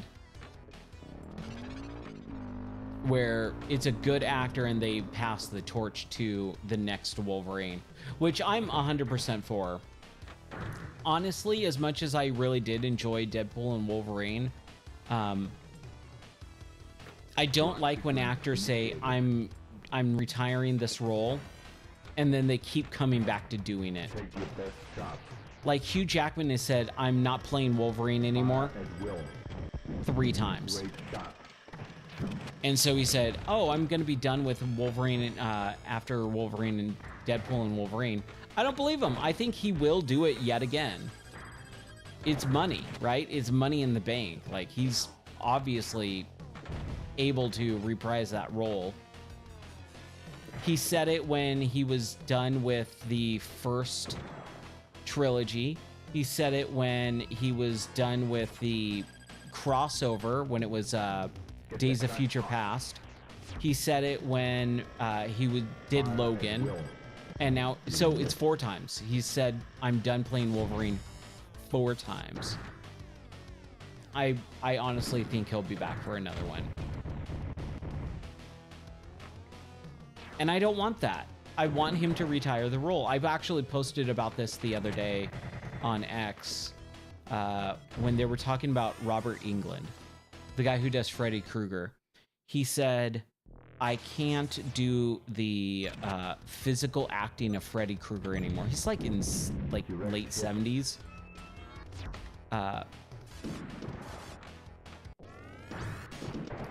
And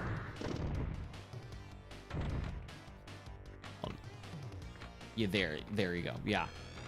So Robert Englund said, like, I can't do the physical acting, but I'm down to voice Freddy Krueger until I die, basically. And I 100% agree that he is awesome as Freddy Krueger, and I don't want to hear really anyone else, but at the same time, like, you can let the mantle go. Like, you can retire your character, you can retire and stop playing that one character that you're really, really well known for. Direct hit. And move on and let everyone else move on. I personally, what I kind of meant with that one is, like, the studios need to let those characters lie low for a while.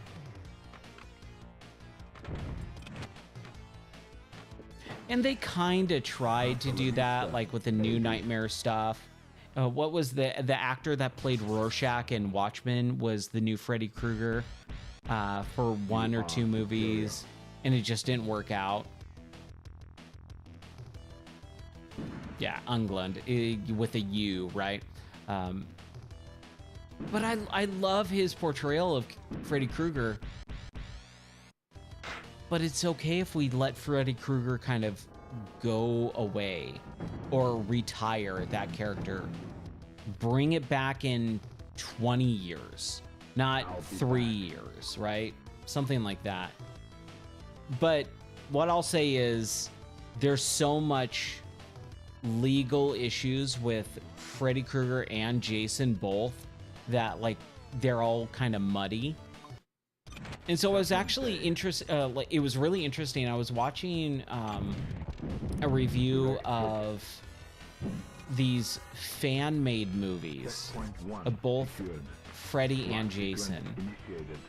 There's one called Never Hike Alone, and it's like a trilogy, I think now. There's 3 of them. Never Hike Alone is a fan-made movie, like a short, Don't move. about Jason, like Friday the 13th Jason. And it follows Tommy Jarvis and other characters. And it has the actor that played Tommy Jarvis, I think in like Friday the 13th part 6 or 7. Like he's like an older dude at this point. It's not Corey Feldman. I wish it was Corey Feldman, but it's not. And it's this fan-made thing, and it's so well done. And it's like, we made this, and we could make this because the legal issues are all screwed up right now. And there's no Jason thing coming out, so we're making our own Jason, like, short film. And they did a same thing with Freddy Krueger, where it's called Dylan's New Nightmare, where it's the character, it's the little kid, Mikolos or whatever his name is, the actor. He was in like Big Daddy and things like that, that child actor. He was in one of the Freddy Krueger movies, Nightmare on Elm Street movies. And so he reprises his role in a fan movie. And then they do a Freddy Krueger, and the Freddy Krueger is like doing the Robert Englund Freddy Krueger, but he does it pretty well. And it's like, dude, I'm totally fine with a new person playing Freddy Krueger at this point. Like, it's been so long. Robert Englund is way too old to be that character and be menacing still. Like, just let that character either die for a little bit, lie low for 15, 20 years, and then bring it back, instead of like continually every year dragging this stuff back. And all to tie it back around to what you were saying with Wolverine and James Bond. Wolverine needs to be played by someone other than Hugh Jackman. I 100% agree. Because you're locked into only certain physical things or physical attributes or choreography or stunts with one person like that. And as much as it's overused, the multiverse is so good for that prop of propping it up to say, hey, look, this person who looks totally different is still this character. Although they do just get away with it in, you know, a lot of other media, like James Bond, where it's like, it's James Bond, is just a different person playing him. And we can all suspend our disbelief for a little bit to make it happen, right? Like, yes, we know Pierce Brosnan was James Bond. Yes, we know Sean Connery was James Bond. But those are all different time eras. And it's unfortunate because I feel like with the last 20 years, we haven't really had a distinct time period, like, aesthetic. So if you try and go, well, this is the 2010s, you know, Wolverine. Get out. It depends. Yeah, it depends on the licensing. Every license is different. But yeah, with the movie license for like Fox, and like that's what happened. Sony, that's what it is. Sony and Fox both had Marvel characters that they had movie rights to, and they had to put out a product or put out a movie X amount of years, or every X amount of years, or else they would lose the rights to it. And so that's why we have like Venom coming out and Morbius and all this. They have the movie rights to those characters, and they have to do something with them or else they lose it. And that's a huge issue with, I'm gonna say, corporate, with like companies being corporate, where it's like, we just have to make money. Instead, yes, yeah, they had to do the Amazing Spider-Man with Andrew Garfield, and then the Into the Spider-Verse movies and all that stuff, and the Tom Holland movies. Yeah. I just saw a little clip of, what do you call it? The new Nicolas Cage Spider-Man movie, Spider-Man Noir, which I love Spider-Man Noir. I think he's a great character. It's really fun. I've always loved that style. So I'm interested to see what they do, but at the same time, I'm just like, I'm done with Marvel. Modern day Marvel, I'm just kind of over and done with for now, especially the movies. But it's Nicolas Cage. Like, it's gonna be fun. If nothing else, it'll be fun.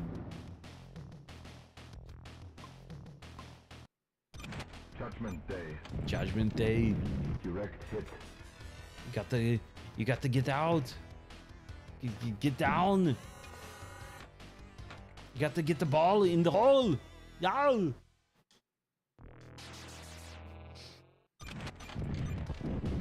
Direct hit. It's funny. I was doing a recording for a DJ set, and I had to record different voiceovers, and so I did an Arnold DJ.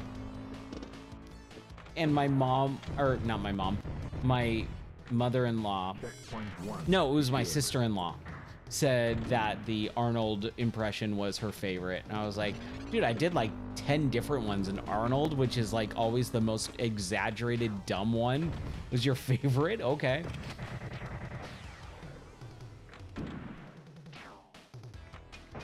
Yeah, Nicolas Cage is a crazy person. Yeah, I think his son is named Kal-El.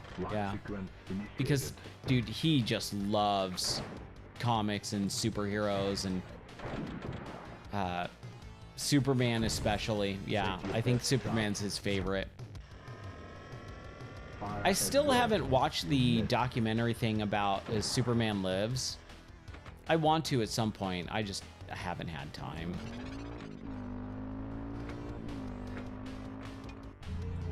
And I will always go to bat for Ghost Rider. When Ghost Rider came out, I saw it on opening day, and I loved it.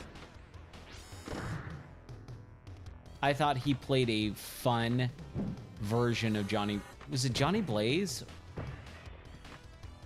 Yeah, I'm pretty sure it was Johnny Blaze, not right? Not Danny Ketch. Ghost Rider. Dude... That's another comic from the last couple of years. I think it's Ghost Rider 2022. Dude, that thing is messed up. Oh my gosh, the first few issues of the modern Ghost Rider from like 2022 is insane. Don't move. It's really dark and twisted, but in a cool way. Oh, you never saw Ghost Rider, the movie with Nicolas Cage? Oh, it's big, goofy fun from what I remember. I think that was 2007, I want to say. I liked it, personally. I know a lot of people hate it, though. A lot of people hate it. It's funny, my taste in movies... Not always, and it's not to be contrarian or contrarian, like contradictory. It's not to be like that. It's not to be like, well, you guys hate this, so I'm gonna like this instead. I'll be back.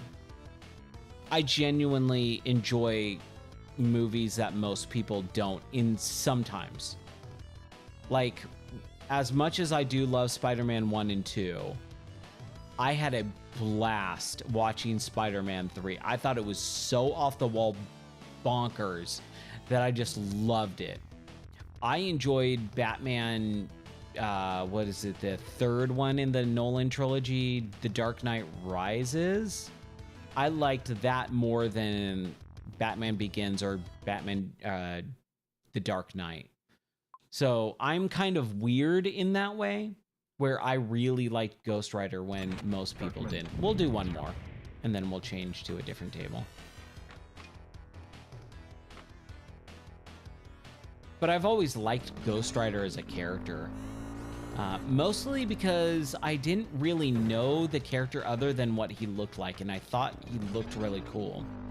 I had some of the toys from back in like 97, 98, where some of those action figures, the Ghost Rider action figures from that time, they had glow-in-the-dark parts to them, and so his head and skull would be that glow-in-the-dark translucent paint. And I thought that was super cool, and like the articulation on those action figures were really well done. Get the multi-ball. No, don't go down the hole.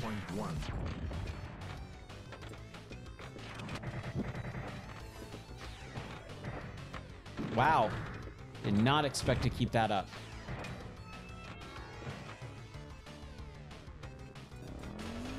Here we go. Get that jackpot. Get the jackpot. Do it. Do it now. Yeah. You got the jackpot. I told you you could do it. Man, if you want to just feel good about your life and feel motivated,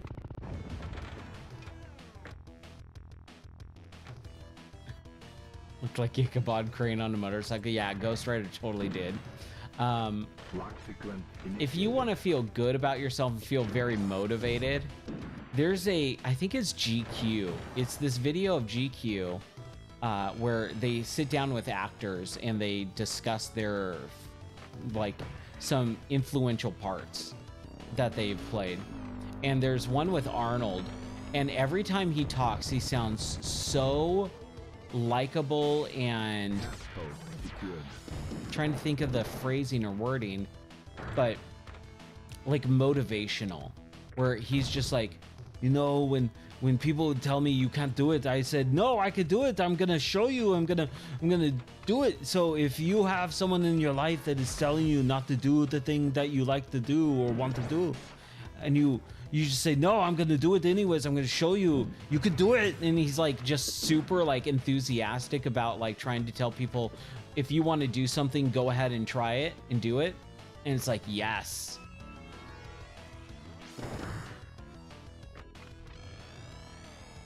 So I always think about that with Arnold, is like, man, I just want to watch that. So I feel like pumped up and ready to do whatever. I can take on the world if Arnold is telling me I can do it. Yeah, dude, this table is really, really good. That turret turning turret thing is really interesting, especially for the time too. Like, you've got the video mode stuff, and it kind of really just goes, hey, pinball tables are more than just hitting something. Thank you. I've had lots of practice over the years doing Arnold impressions. I try not to do the over the top. I try not to go into Conan territory. The Conan O'Brien Arnold impression. I try not to, but sometimes I'll slip. I'm eating the sausage. Like, I try not to do that as much. But I've always liked Conan's impression of Arnold too. Or Conan's impression of Trump from like 2005 era, where he would just like curl his hair a little bit and then just like squint and go, "You fired." Like, whenever we talk about Trump, like my wife and I'll just do that. And she's like, "Oh my gosh, I love that impression." It's so dumb and stupid, but it's so fun.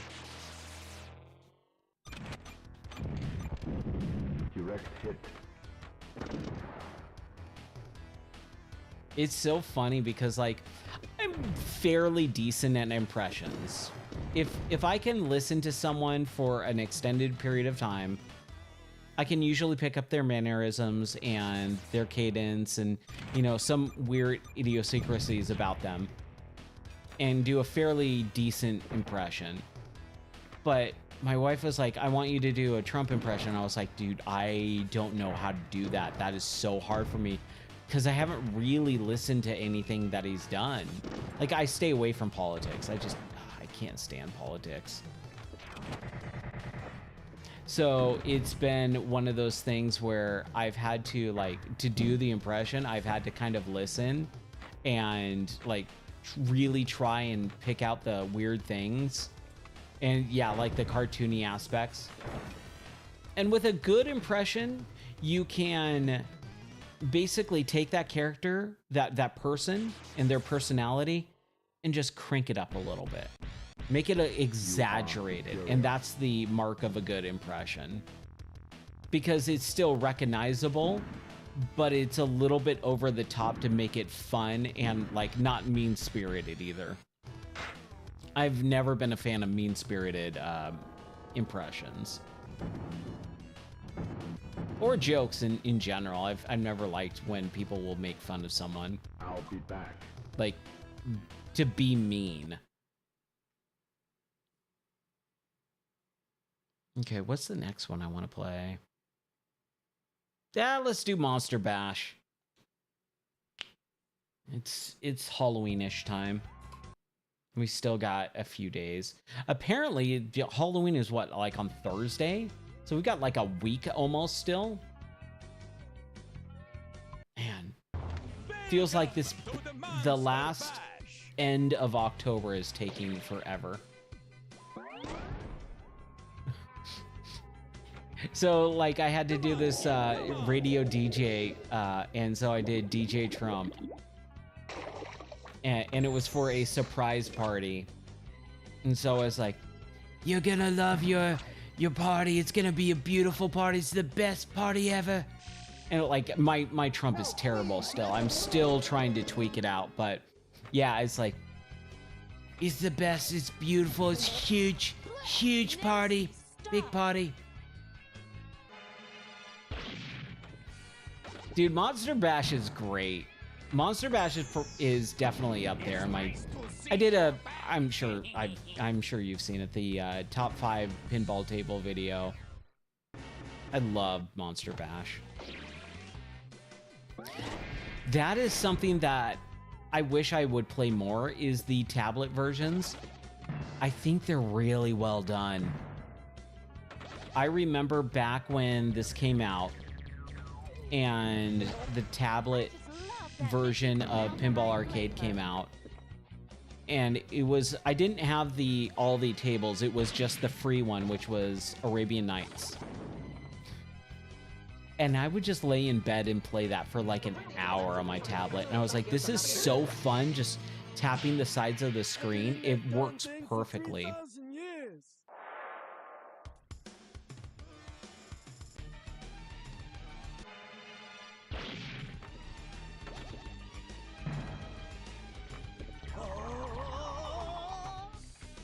Oh, yeah, so little interesting tidbit side note.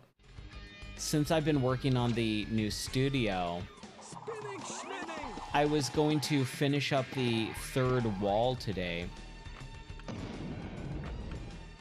And I was like, oh man, I think I want to change the layout. And so I built this whole wall for the new studio, and now I'm thinking of scrapping it. So I have like 15 2x4 stud wall that I'm just like, what do I do with this? Because I want to build sets. Like, little heads up, I'm gonna try and build sets for the new studio to swap in and out. And I think that will be really fun. What's up, AB? Happy weekend, happy Saturday. How are you doing, buddy? Welcome in. but yeah, I'm kind of a little bit bummed because I do want to finish the studio, and so like I did the drywall today for part of it. I still need to cut out the area for the window, but then it's like, shoot, I have all this extra drywall and a full-on other wall that I'm not building if I want to do the sets. And building sets is a whole nother issue too. And I'm like, oh man. Wow, really? You are literally the only person I've heard that has said anything negative about Batman. I have not played it yet. I'm waiting till the new studio is done to do VR stuff. Like VR games like that, like big VR games. I haven't had the time or energy, and I want to just have some time where it's where I'm able to move around, and so I just want to wait until I have the new studio built, because I'll have much more room with the new space. So I just said, you know what? I'll wait. I want to play it, but I'll wait. But yeah, that's disappointing to hear, because honestly, like, I've heard everyone say this is the greatest game ever. Real talk, though. Those same people who said Batman is the best VR game, oh, blah, blah, blah, they're the same people who said Asgard's Wrath 2 is amazing. And I went, because I've heard terrible things about Asgard's Wrath. Once the dust settled, everyone hates that game. So I'm just going, okay, who do I believe here? You know, and I'll always try it out for myself. It's a Batman game, so I'm going to play it. But I'm just really trying to go, is this actually going to be good? Or is this going to be kind of... So, like, if it's even remotely similar to Batman Arkham VR, which I loved, I'm fine with it. I don't care if the combat's repetitive or boring or whatever. If I get to play Batman Arkham games in virtual reality in some aspect where I feel like I'm in the Gotham City from the Arkham universe, I'm fine with however much it is. I'll play it. Will it be do I think it's going to be the best VR game? No. Period. I can tell you that right now. It's not going to be.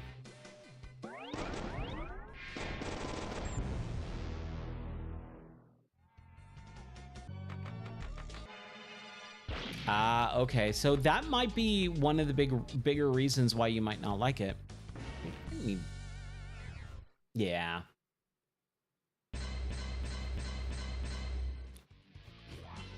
I think if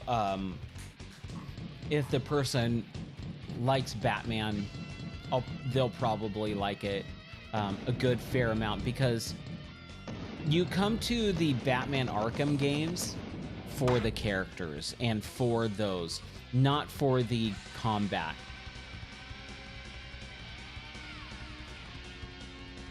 I saw that too. I saw this is better than Half-Life Alyx. And I was just like, I don't believe you. I'm sorry, I don't believe you.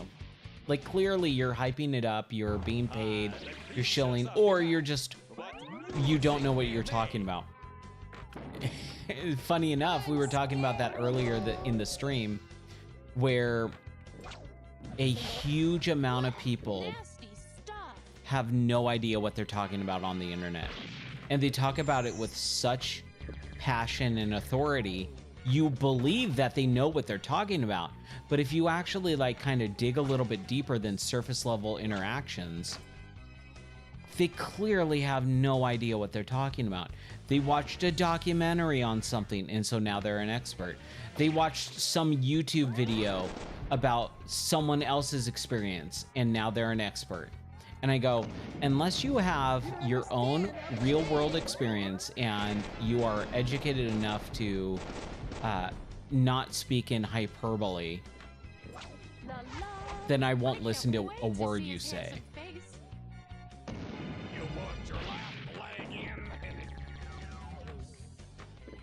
Yeah, it's such a bummer when people do that, where it's just like, this is a very basic game. This is like a solid 5 out of 10 type game, and people are losing their minds over it. I saw a post today where it was, oh, I'm so glad, like, this is a game changer for VR. And it was like some very basic arcade game where it was, what was it? It was like some Oculus Quest 1, or no, it was Oculus Go. And it was like a static arcade cabinet playing Streets of Rage. And they're like, this is a game changer. I'm so glad in 2024 I can play this in VR. I'm like, why are you impressed by that? There's clearly a billion other better versions of what you're talking about. So, like, there's either people are speaking out of ignorance because they just don't know any better, but most of the time people are just speaking out of stupidity, where they have no idea what they're talking about, but they're acting like they're an expert in that subject matter. And it's just crazy.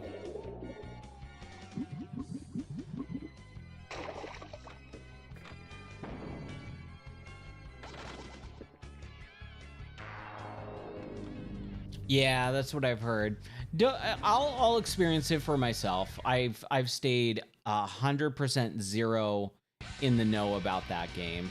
I've only just seen people say, "This is amazing. This is amazing. It's better than Half-Life Alyx," and I go, "I don't believe you." Well, I'll play it and I'll be the judge of it for myself, but I'm not even, that's the thing, dude. I'm not going into it with like high expectations. I don't go into the majority of games with high expectations. I hope this monster is as studly as you, Doctor. Oh, 100%. It sucks too, because you see them getting the free games, you see them getting the money, you see them getting the advertisements, you see them, you know, doing all this stuff, and it's like, yeah, you could be getting all this money and free games, but you have zero integrity, and I find that more appealing than anything else. Give me integrity of someone over money or monetary value. That's not to say you can't do sponsored stuff. That's not to say you can't buy or you can't get free games.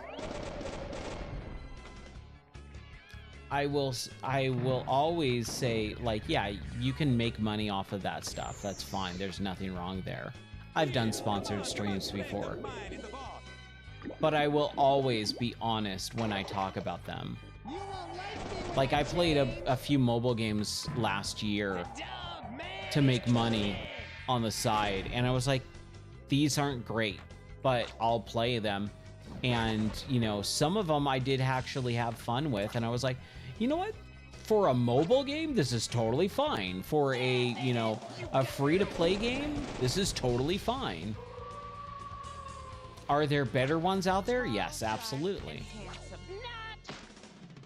But for, you know, an afternoon stream of like 2 hours, did I enjoy myself? Yeah, I totally did. So it all comes down to the integrity of the person. I think you can tell pretty quickly if someone is being honest or not. If someone is just saying the thing that everyone else says. And this is the thing I keep telling people.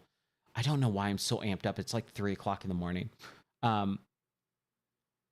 If you watch and listen to people, talk online and they use the same exact catchphrase or buzzword, disregard anything they say. Here's the newest, latest one: cooking. If you see anyone say, "Oh, this is cooking," they need to cook more or whatever. The cooking is the newest buzz phrase from the legacy gaming media, and you can tell right away they're shills. They have no idea what they're talking about. They are just completely parroting everyone else. And it's like, oh, dude, I don't even want to hear what you have to say at this point. I actively dislike you as a person now. It's really weird. And it comes in like instant waves. I've never heard anyone use that phrase before online ever in my entire life until 3 days ago. And I've seen it 40 times every day. I'm exaggerating a little bit, at least 30 times every day by different people in almost exactly the same phrasing, the exact same words. And it's just insane how these people can't think for themselves. They can't come up with a different phrase than cooking to talk about a video game. And it's the same thing when people talk about music and they just use the same, this slaps, this is a banger. Like, there's more descriptive words than those two words in the English language to talk about music. And when they talk about those, you go, oh, you have no idea what you're talking about. You're just saying what someone else said online. I can guarantee you saw someone say that phrase, and now you're saying that phrase. And that's why I disregard anything anyone says when they use a buzzword like that. Sorry, I didn't mean to go off on a rant there.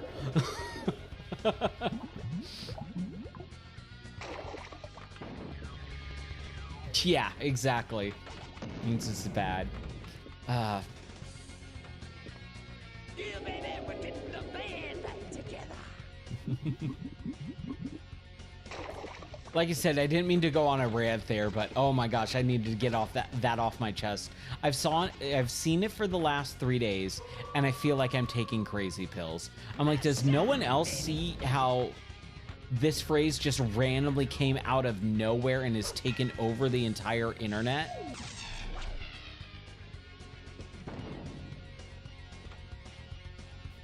And again, it's all the same exact thing. Every single person has the same exact opinion. Who dare disturb my And it's not like you can't have a similar opinion to someone else. Yeah, the streamer is cooking, that's right. Like, I'm not saying you can't say, oh, I really like Batman. But you have to be able to say it in a different way than Batman is cooking.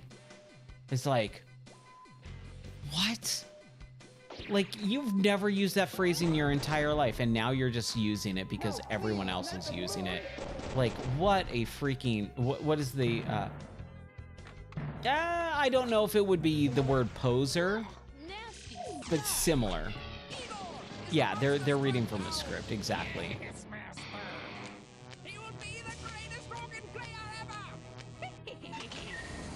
And the voice acting in this table is great.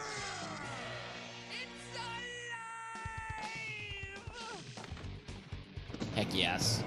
Multi-ball! super jackpot! Super jackpot, baby!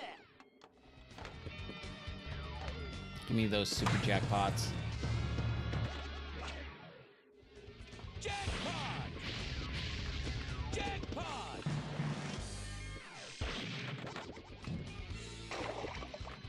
Anyways, Double super jackpot!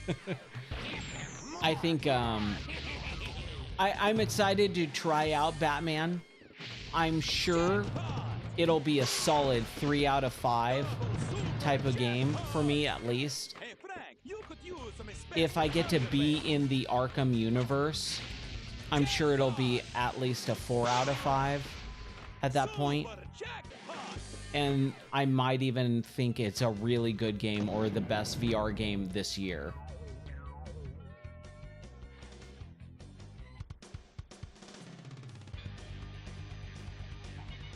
Yeah. Yeah. So I read something the other day, and I've heard this a bunch, and I've never really latched onto it until recently. It was, if you want to enjoy a video game, if you like video games and you want to enjoy them, wait 6 months for the game to come out. After it comes out, wait 6 months. You'll get it cheaper, and it will be way less buggy and feature complete. It will be feature complete if you wait 6 months and from the game's release date. A feature complete game, it will be cheaper, and you'll have more content and less bugs. And I went, yes, that's true, but I like playing games when they come out. But because of the last couple of years, I think that's honestly the correct way of saying it. Don't act like you're waiting for the game to come out. Oh, did we get a monster? Wow, we got a Monster Bash? I wasn't even paying attention. Yeah. Hello, Transylvania. Let's rock. Let's rock. I wish I could do the Al Bundy Let's Rock. Let's rock.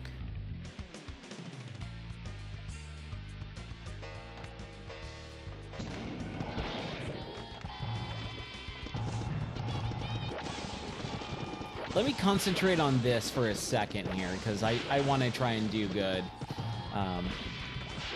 And I like the song too.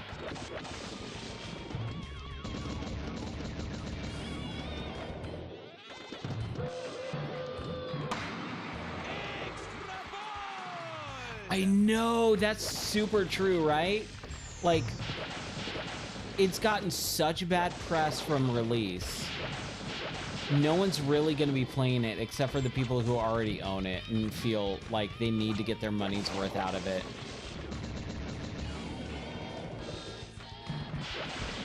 But it got such bad press, it's like, what is the point of updating that piece of garbage game at this point? Especially when they are doing the PlayStation 2 VR version that's actually supposed to be fixed and in real. And number one, why don't we have a PC VR version of that coming out?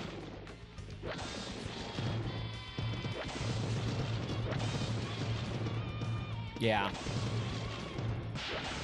For the most part, you know, there have been gaming redemption stories. Take Final Fantasy XIV, for example. Or, man, just the noises. Or No Man's Sky. No Man's Sky is a perfect example of this game was basically dead, and it took about a year and a half for it to come out again, and with updates and fix it. But they did it.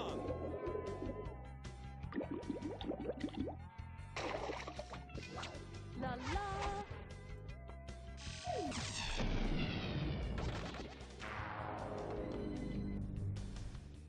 Man, I'm so excited for the new studio. Like, I didn't say it earlier, but yeah, I'm super excited, and I think it's gonna be great. Ooh, Grand Champion, nice. Especially for VR, because it's gonna allow me to get up and be more active, which I definitely need. I'm a big dude. I need to lose weight, and so VR is a great way to do that. And I think it's going to be really fun for you guys because you're going to be able to see a lot more. I'm going to be able to move around a lot more. But I got a free copy of Into the Radius 2 the other day, and I'm like, man, I really want to play this, but I need to be able to move around. So, like, I'm waiting to play it, but I got like a free copy of Into the Radius 2, and I've heard great things about it. Yeah, that is a decent score. I'm very happy with that.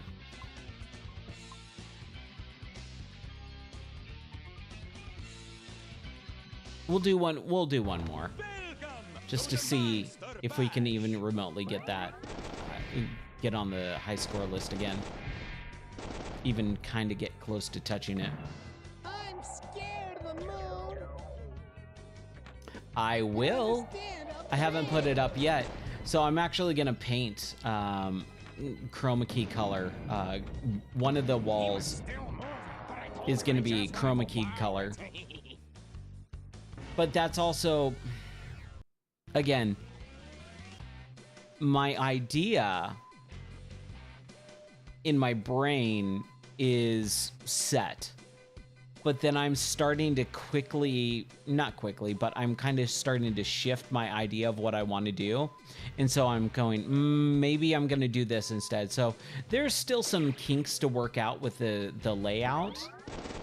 I'm working on it, but yes, there's going to be a green screen for actually having me smaller and not taking up as much of the screen space, so that you guys can see the actual game itself a lot better. Because I know, like, this whole area right here takes up a lot of screen real estate. I just think it looks cool to have something different than just the person superimposed green screened out onto the game itself. Like, I go for a certain aesthetic. And so I think that's what sets me apart from a lot of other people and a lot of other streamers. But at the same time, there are certain aspects and use cases where green screen is more appropriate, and I think VR is one of them. Also, to do more mixed reality, which again is something I'll be playing around with, so that you guys can see, like, I don't want to get super into it, but oh my gosh, I have so many ideas. And just waiting to execute on all of them.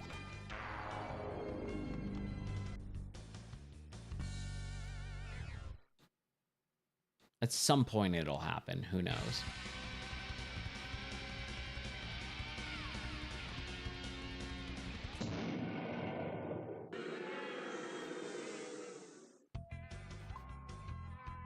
But yeah, I'm so excited.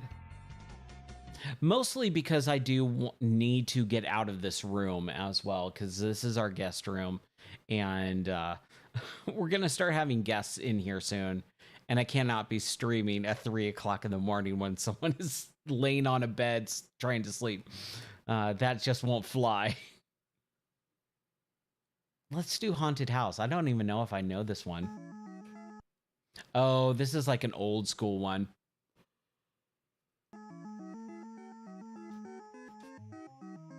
Is it? Yeah, it is. Yeah.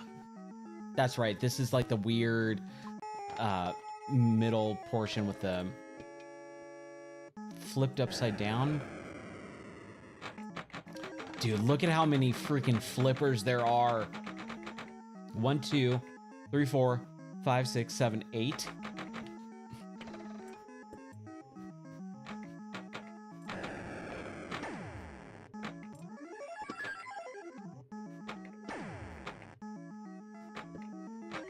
Man, I'm gonna go right down. I like these ones, but I have a hard time staying focused in these. Yeah. And I mean, we're still in the midst of like trying to get half of our stuff out of the carport. What's up, Wolfman? Welcome in. Yeah, we're getting some pinball table today. Dang it. Ah.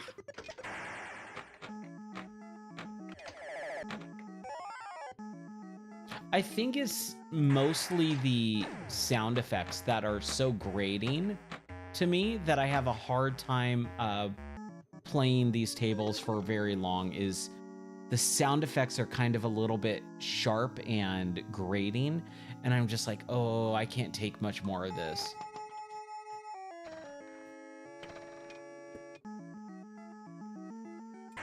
But some of the like MIDI music is great.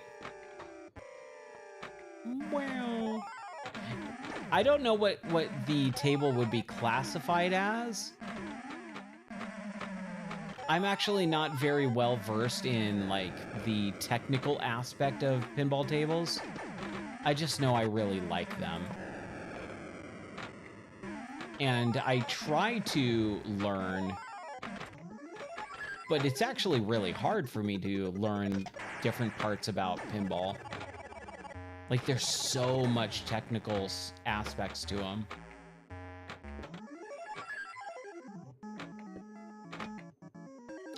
Ah. Hey, that was good for a first ball, though. That was fairly decent.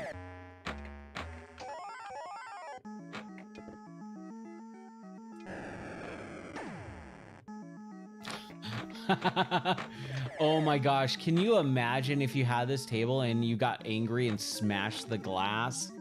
Oh, that would be so upsetting.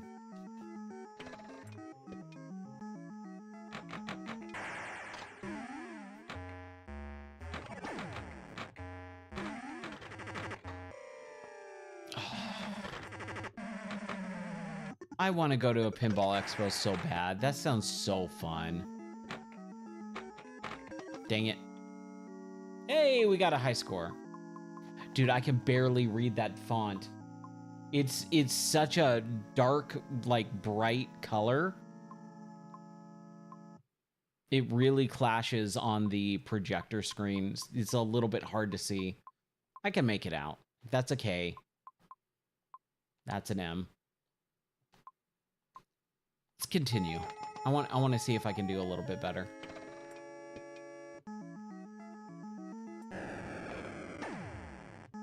Dude, that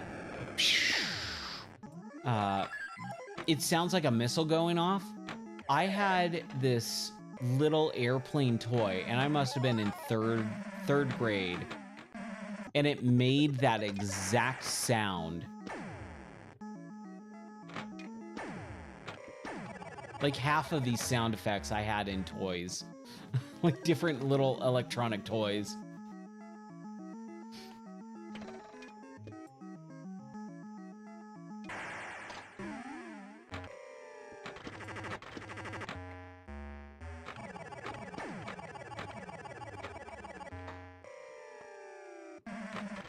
Yeah, I don't even know what I would do for owning a table like this. Like, that would be crazy. How deep is this table, too? And, like, trying to repair it seems like a pain.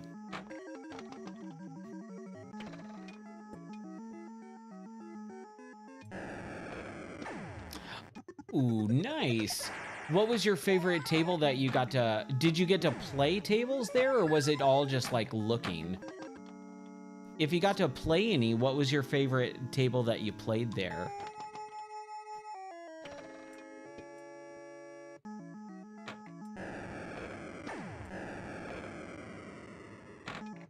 Dang it. Come on. Oh, I know, dude. Trying to fix it and maintain tables is just such a... Oh my gosh, it seems like a headache. It sucks too because, like... Oh, hi, Marshmallow. Hold on. Hi, kitty. Marshmallow says hi. I gotta give him love whenever he comes up so that he is it's instilled into him as a little baby kitty that whenever he comes up, he gets to love and get love and cuddles. So that he doesn't just be like all our other cats that go, whatever. Hey, kitty. Hey, Marshmallow.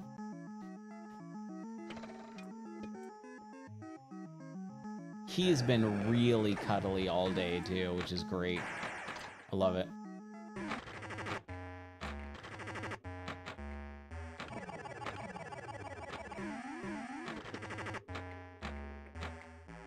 But, oh yeah, what was I saying? The maintenance? Yeah, oh my gosh.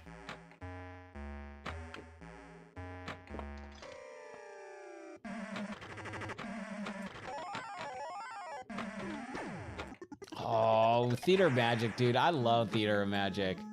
It's such a good table.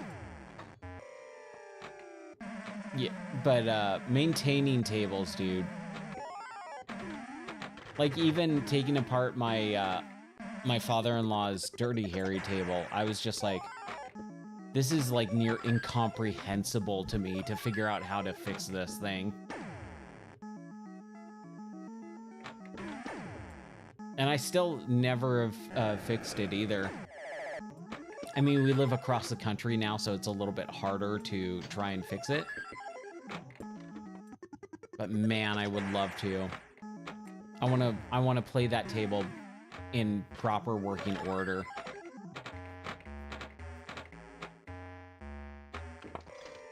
AB man, thank you for hanging out. I hope you have an awesome rest of your night as well. Take care, God bless, and see ya for more video games later on. Have an awesome one.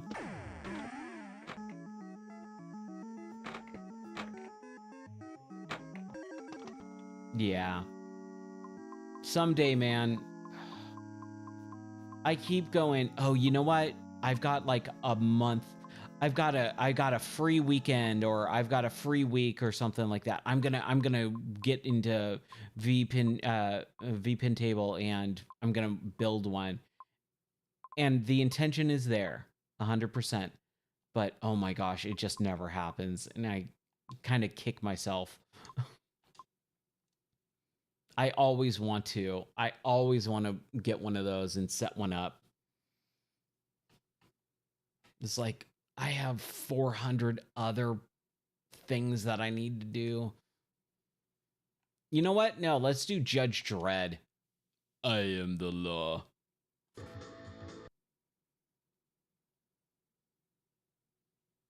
Man. Both Judge Dredd movies, dude. Super game.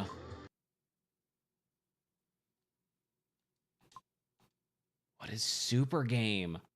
Player 1 is up. Whoa! I'm Anita Man, and welcome to Super Game. There has been a prison break. Shoot all crime scenes for Super Jackpot. There has been a prison break. Drain shield deactivated. Wanna do another line read on that? Nope, we're good? Okay. There has been a prison break. Player 1 is up. Okay, that was a Super bad Game run. continues. A disgruntled postal worker has been seen building bombs. No, I hate this. I hate that view. 10 million. I don't even know what Super Game is. Just multi-ball game? Drain shield. I mean, that's kind of what's going on. Is it just giving me multi-ball? Million.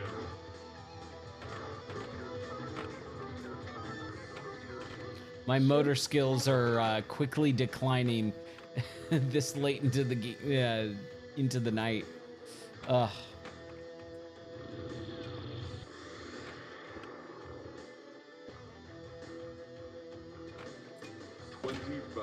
I loved the new modern, quote-unquote modern at this point. It's what, 12 years old? But was it Carl Urban or Keith Urban? Carl Urban Dread movie? I really liked that. I was very impressed. Because I heard a bunch of people talk about it when it came out, and I was like, yeah, whatever. Remake of Judge Dredd. Like, even back then, remakes were just like, oh my gosh, I can't believe they're doing a remake of that movie. But then when I watched it, I was like, oh, this is cool. This is rad. It was very similar to The Raid. Or, no, The Raid 2, right? I can't remember which one the apartment complex is, but I think it's The Raid 2. And it's great. Super Game continues. But I will always have a soft spot for the Stallone Judge Dredd movie. That is a comic that I have not read. And mostly due to Judge Dredd being not a Judge Dredd comic, but it's, what is it, 80, 20, 90, 100 or something like that? 3, 2, 1. Like, to get Judge Dredd in the comics, it's AD 2900 or whatever.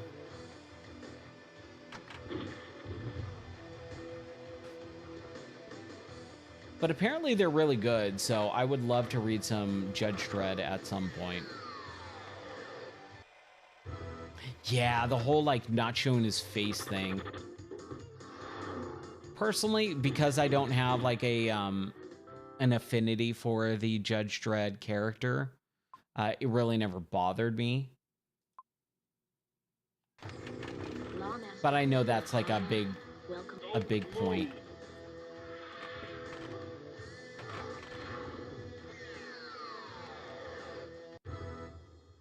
I just like Stallone, dude. I love Stallone. I'll watch pretty much anything he's in.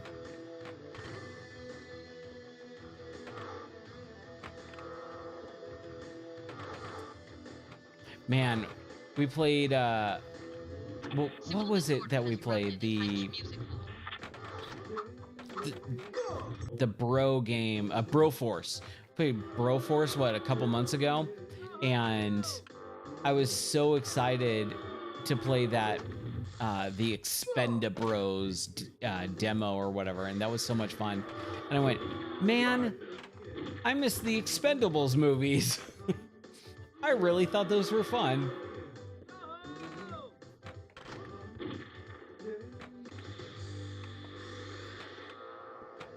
Yeah. I don't know, like with the Yakuza TV show,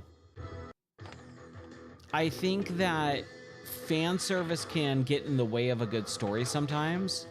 So you gotta walk a very fine line, I think, of staying true to the characters. Staying true to the characters, but also giving it its own unique identity, depending on what it is. Are you going for an adaptation, or are you making your own thing? If it's an adaptation, it might as well just be a 1-to-1 ratio. But, like, why at that point? Like, I had an argument with someone online the other day where it was just like, why can't some... If it was about a remake, I think it was remakes.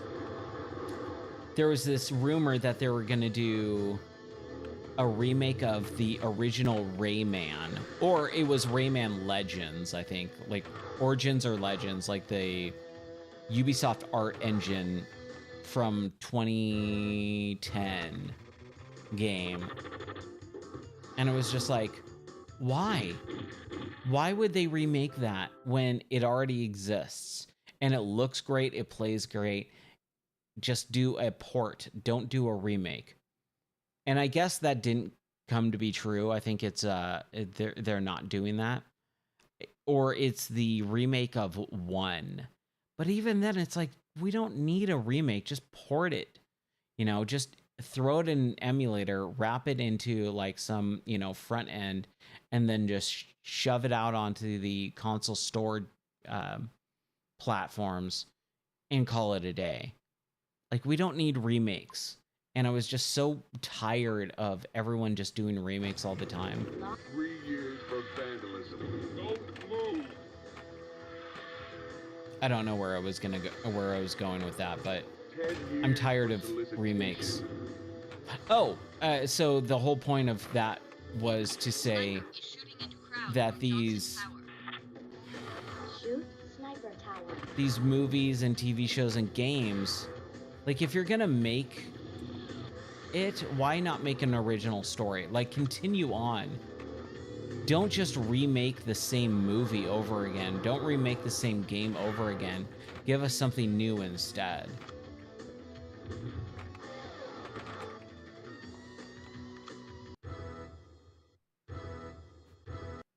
I honestly miss the days of when games had very minimal story that was very easy to piece together.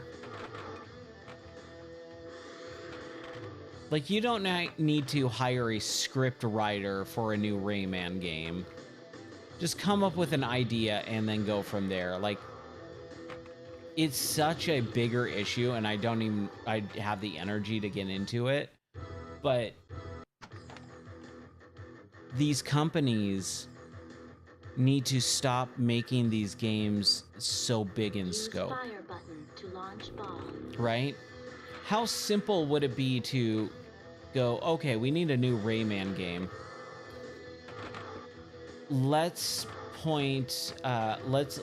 come up with a new Rayman game storyline. Okay, Rayman has his girlfriend kidnapped by the evil Zargon, and they have to fly to the planet Zobek to, rescue her. There's your story. That took 15 seconds to come up with. Everyone write down the name of the planet, name of the enemy type, name of the characters. All right, cool. Let's build a game. Instead of let's hire, Hollywood screenwriters to come up with our extravagant movie quality script, which actually sucks in the first place. Lawmaster computer online. Welcome aboard. And then just, waste hundreds of thousands of dollars on this script for a game. Like, the scope of games need to go down drastically. 35 years for arms dealing. I'm tired of it. That's all. I want games to come out once a year from a franchise. Yeah. Oh man, seriously, like, yeah. The same retelling of the same origin story of the characters is just done to death. Like, no one... Again, real talk. Oh my gosh, I'm having so many of these tonight. Rant mode. I need to have like a little button that says rant mode and play like some sort of sound effect. But we never need, ever, in the history of the human race, there never, ever, ever needs to be a Superman origin story, a Batman origin story, or a Spider-Man origin story. Ever. Ever again. I don't care what universe it is. I don't care about anything. No superhero origin story movies ever again. No one needs that.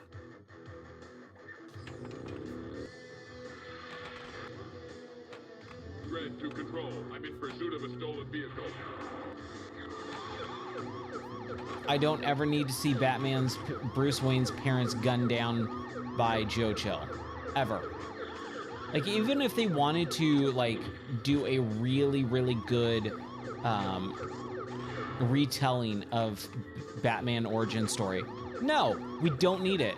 Oh, we want to actually introduce the character of Joe Chill. Cool. Introduce the character, but we don't need to see Bruce Wayne's parents ever gunned down ever again. It's been done.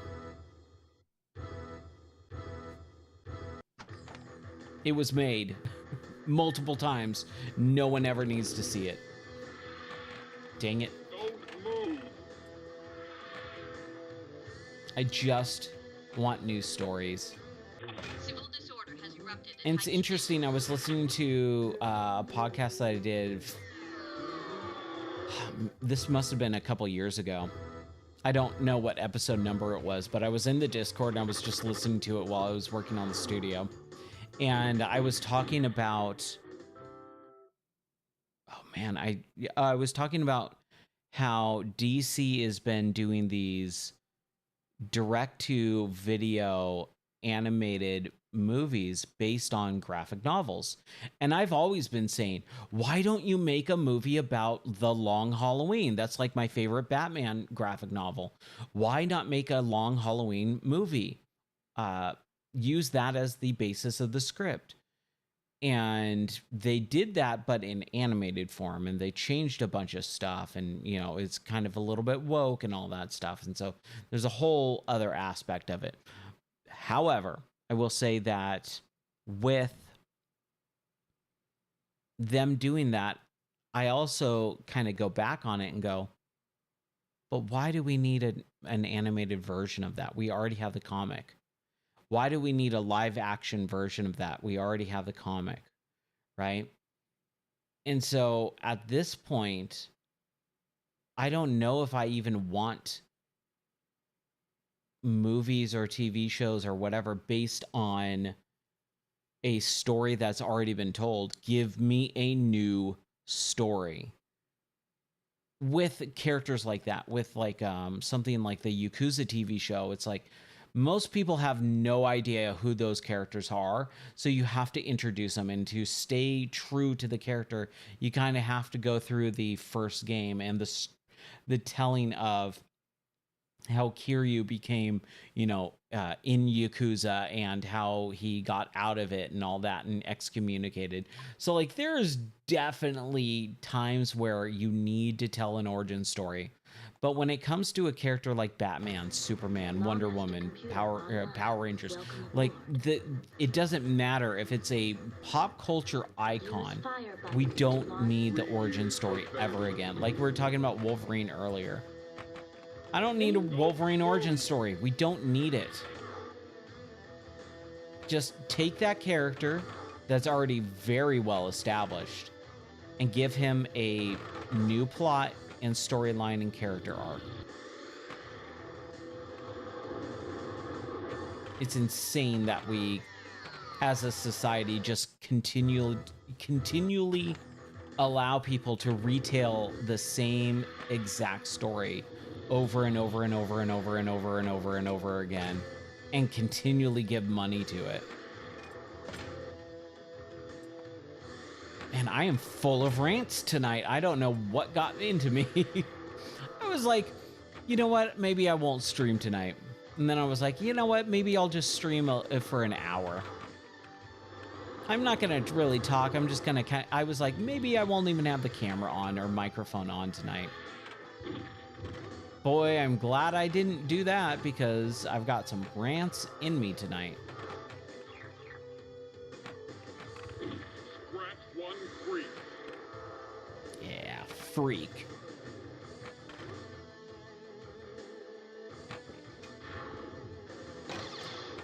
I am the judge, jury, and executioner.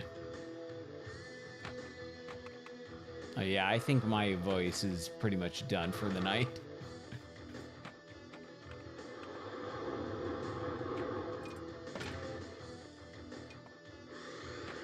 But it's so good.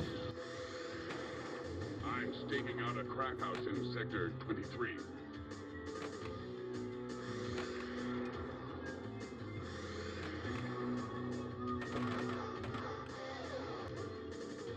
But it's like, the next generation, this is, oh my gosh, I don't want to get onto a rant. But oh my gosh, like, those things exist.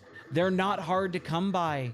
Use fire button. We don't need a remake of Casablanca. We could just watch Casablanca. We don't need a remake of The Wizard of Oz. We could just watch The Wizard of Oz. And I don't know what the crap's up. Oh my gosh. Okay, here we go. Another rant.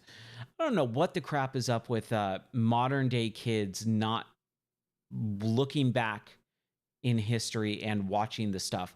Like, I grew up on movies from like the 40s and 50s and 60s and 70s.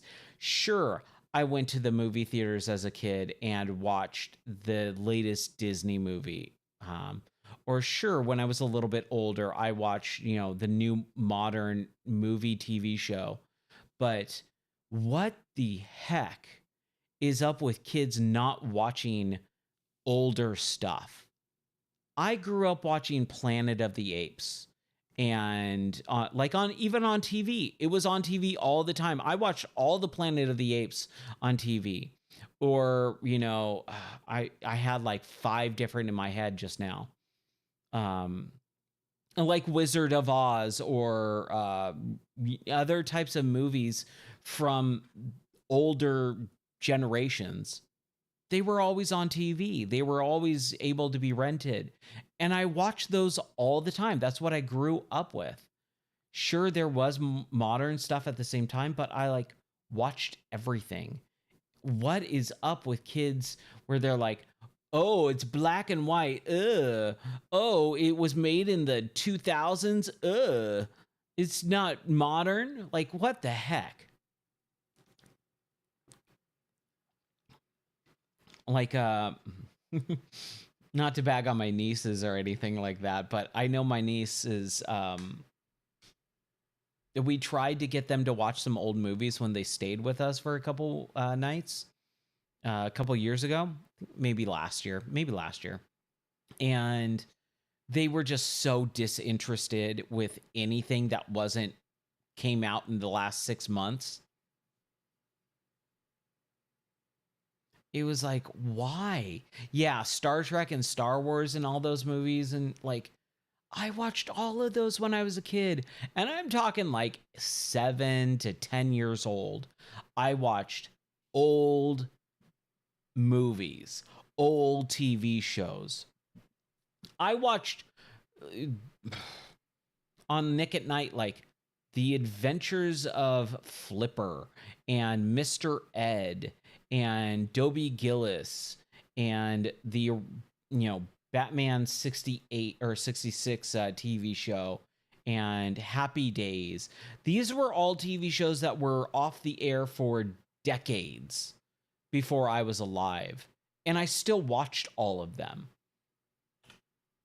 Oh no, I didn't mean to do the crap. I didn't mean to close that.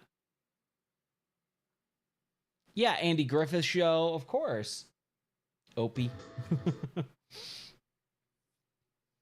Don Knotts. Oh, I love Don Knotts. And it was never a question of, oh, this is old and I'm super bored. It was like, no, this is just TV. Oh, no, this is just a movie. It wasn't, this is an old movie or this is an old TV show. It was just, that's the thing. You watch it and you enjoy it. Red to control. I'm in pursuit of a stolen vehicle. I hope you mean Barney Fife and not Barney the purple dinosaur.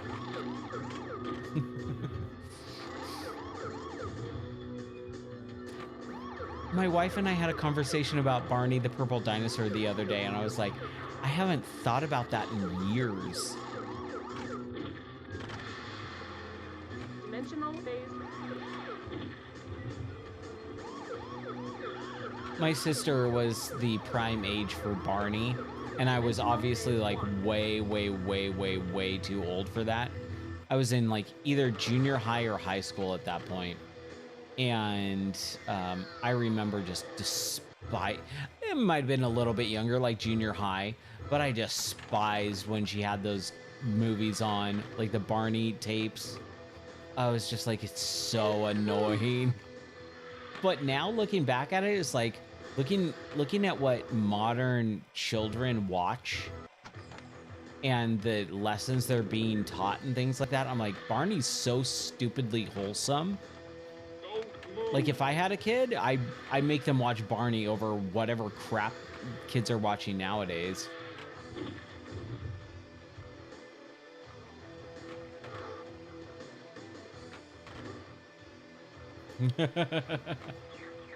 Purple terrorist. I have no idea how we got onto the purple dinosaur Barney. But like we started talking, it was like a full-blown like 15-minute conversation about Barney. And it's like, wow, I did not expect to have that memory unlocked today. But yeah, Barney Fife, like Don Knotts, dude. What a great actor. Dimensional phase 2.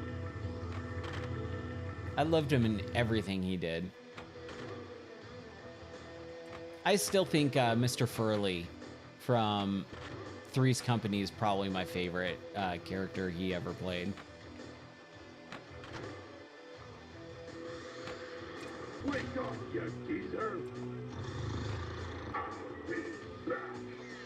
I'll be back. Dang it. Oh my gosh. Pinball is so fun, dude. Pinball is just amazing. Okay. We're getting here, hold on. Let's back out and jump back in. We'll do one more cuz it's getting late. Oh my gosh, it's almost 4. Holy crap. I did not expect to be up this late. Apple Dumpling Gang, that's right.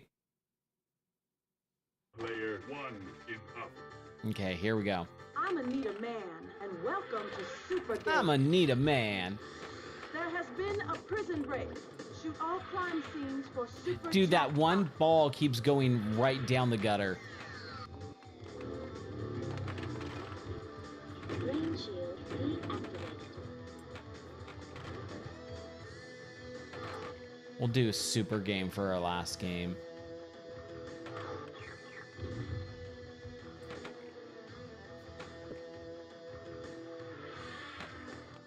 Come on. Player 1 is up. See, I'm telling you, it's Super just like game going right continues. down. A disgruntled poster worker has been seen building bombs. Oh, dude. Yes, Max Headroom.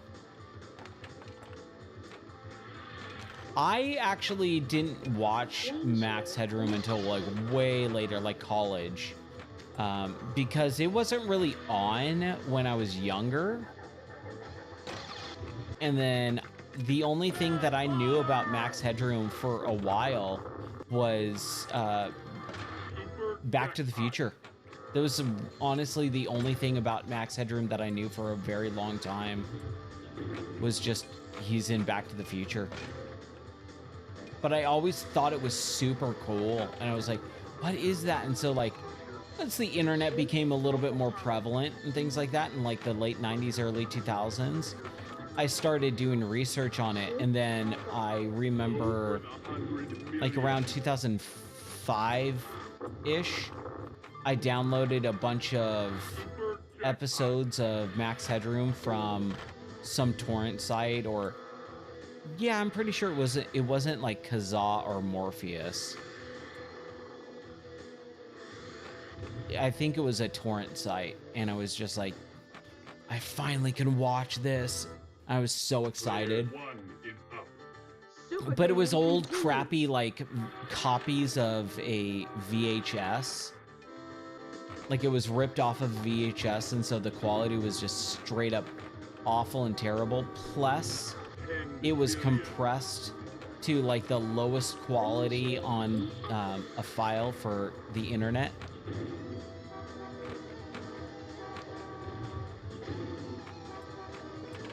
Man, there it is. I was waiting. I was like, oh, we haven't gotten these scammers.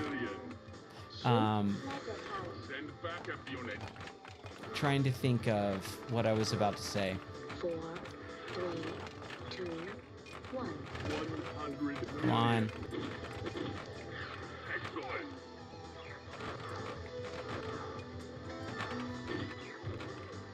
At least we got a multi-ball. Like a good multi-ball.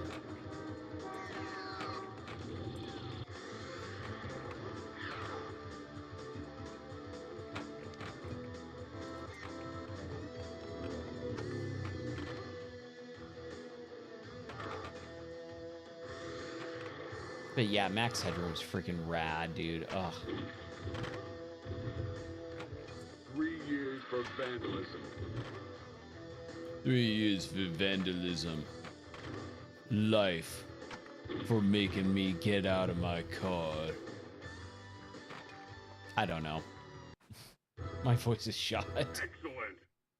Excellent.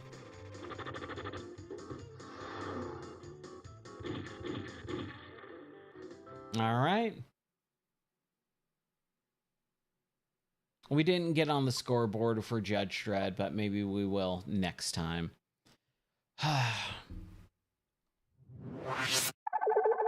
Oh my gosh. All right. That was a fun night of streaming. I did not expect to be up this late. It is almost 4 o'clock, so I am going to head to bed, but I'm going to read a little bit before I do. I'll read, I don't know what comic I'm going to read tonight. I got to pick something quick and simple because I'm pretty tired, but I hope you guys had a fun time tonight. Thank you so much. I hope you have a awesome rest of your weekend wherever you are in the world, if it's day, night, whatever. If you're going out partying, doing Halloween parties, stay safe, be cool, take care of each other. I don't know, man. I'm delirious at this point. But I hope everyone has an awesome night. Take care. God bless. And I'll see you tomorrow night for more video games. Have an awesome one. And I'll see you guys tomorrow. Until then, bye.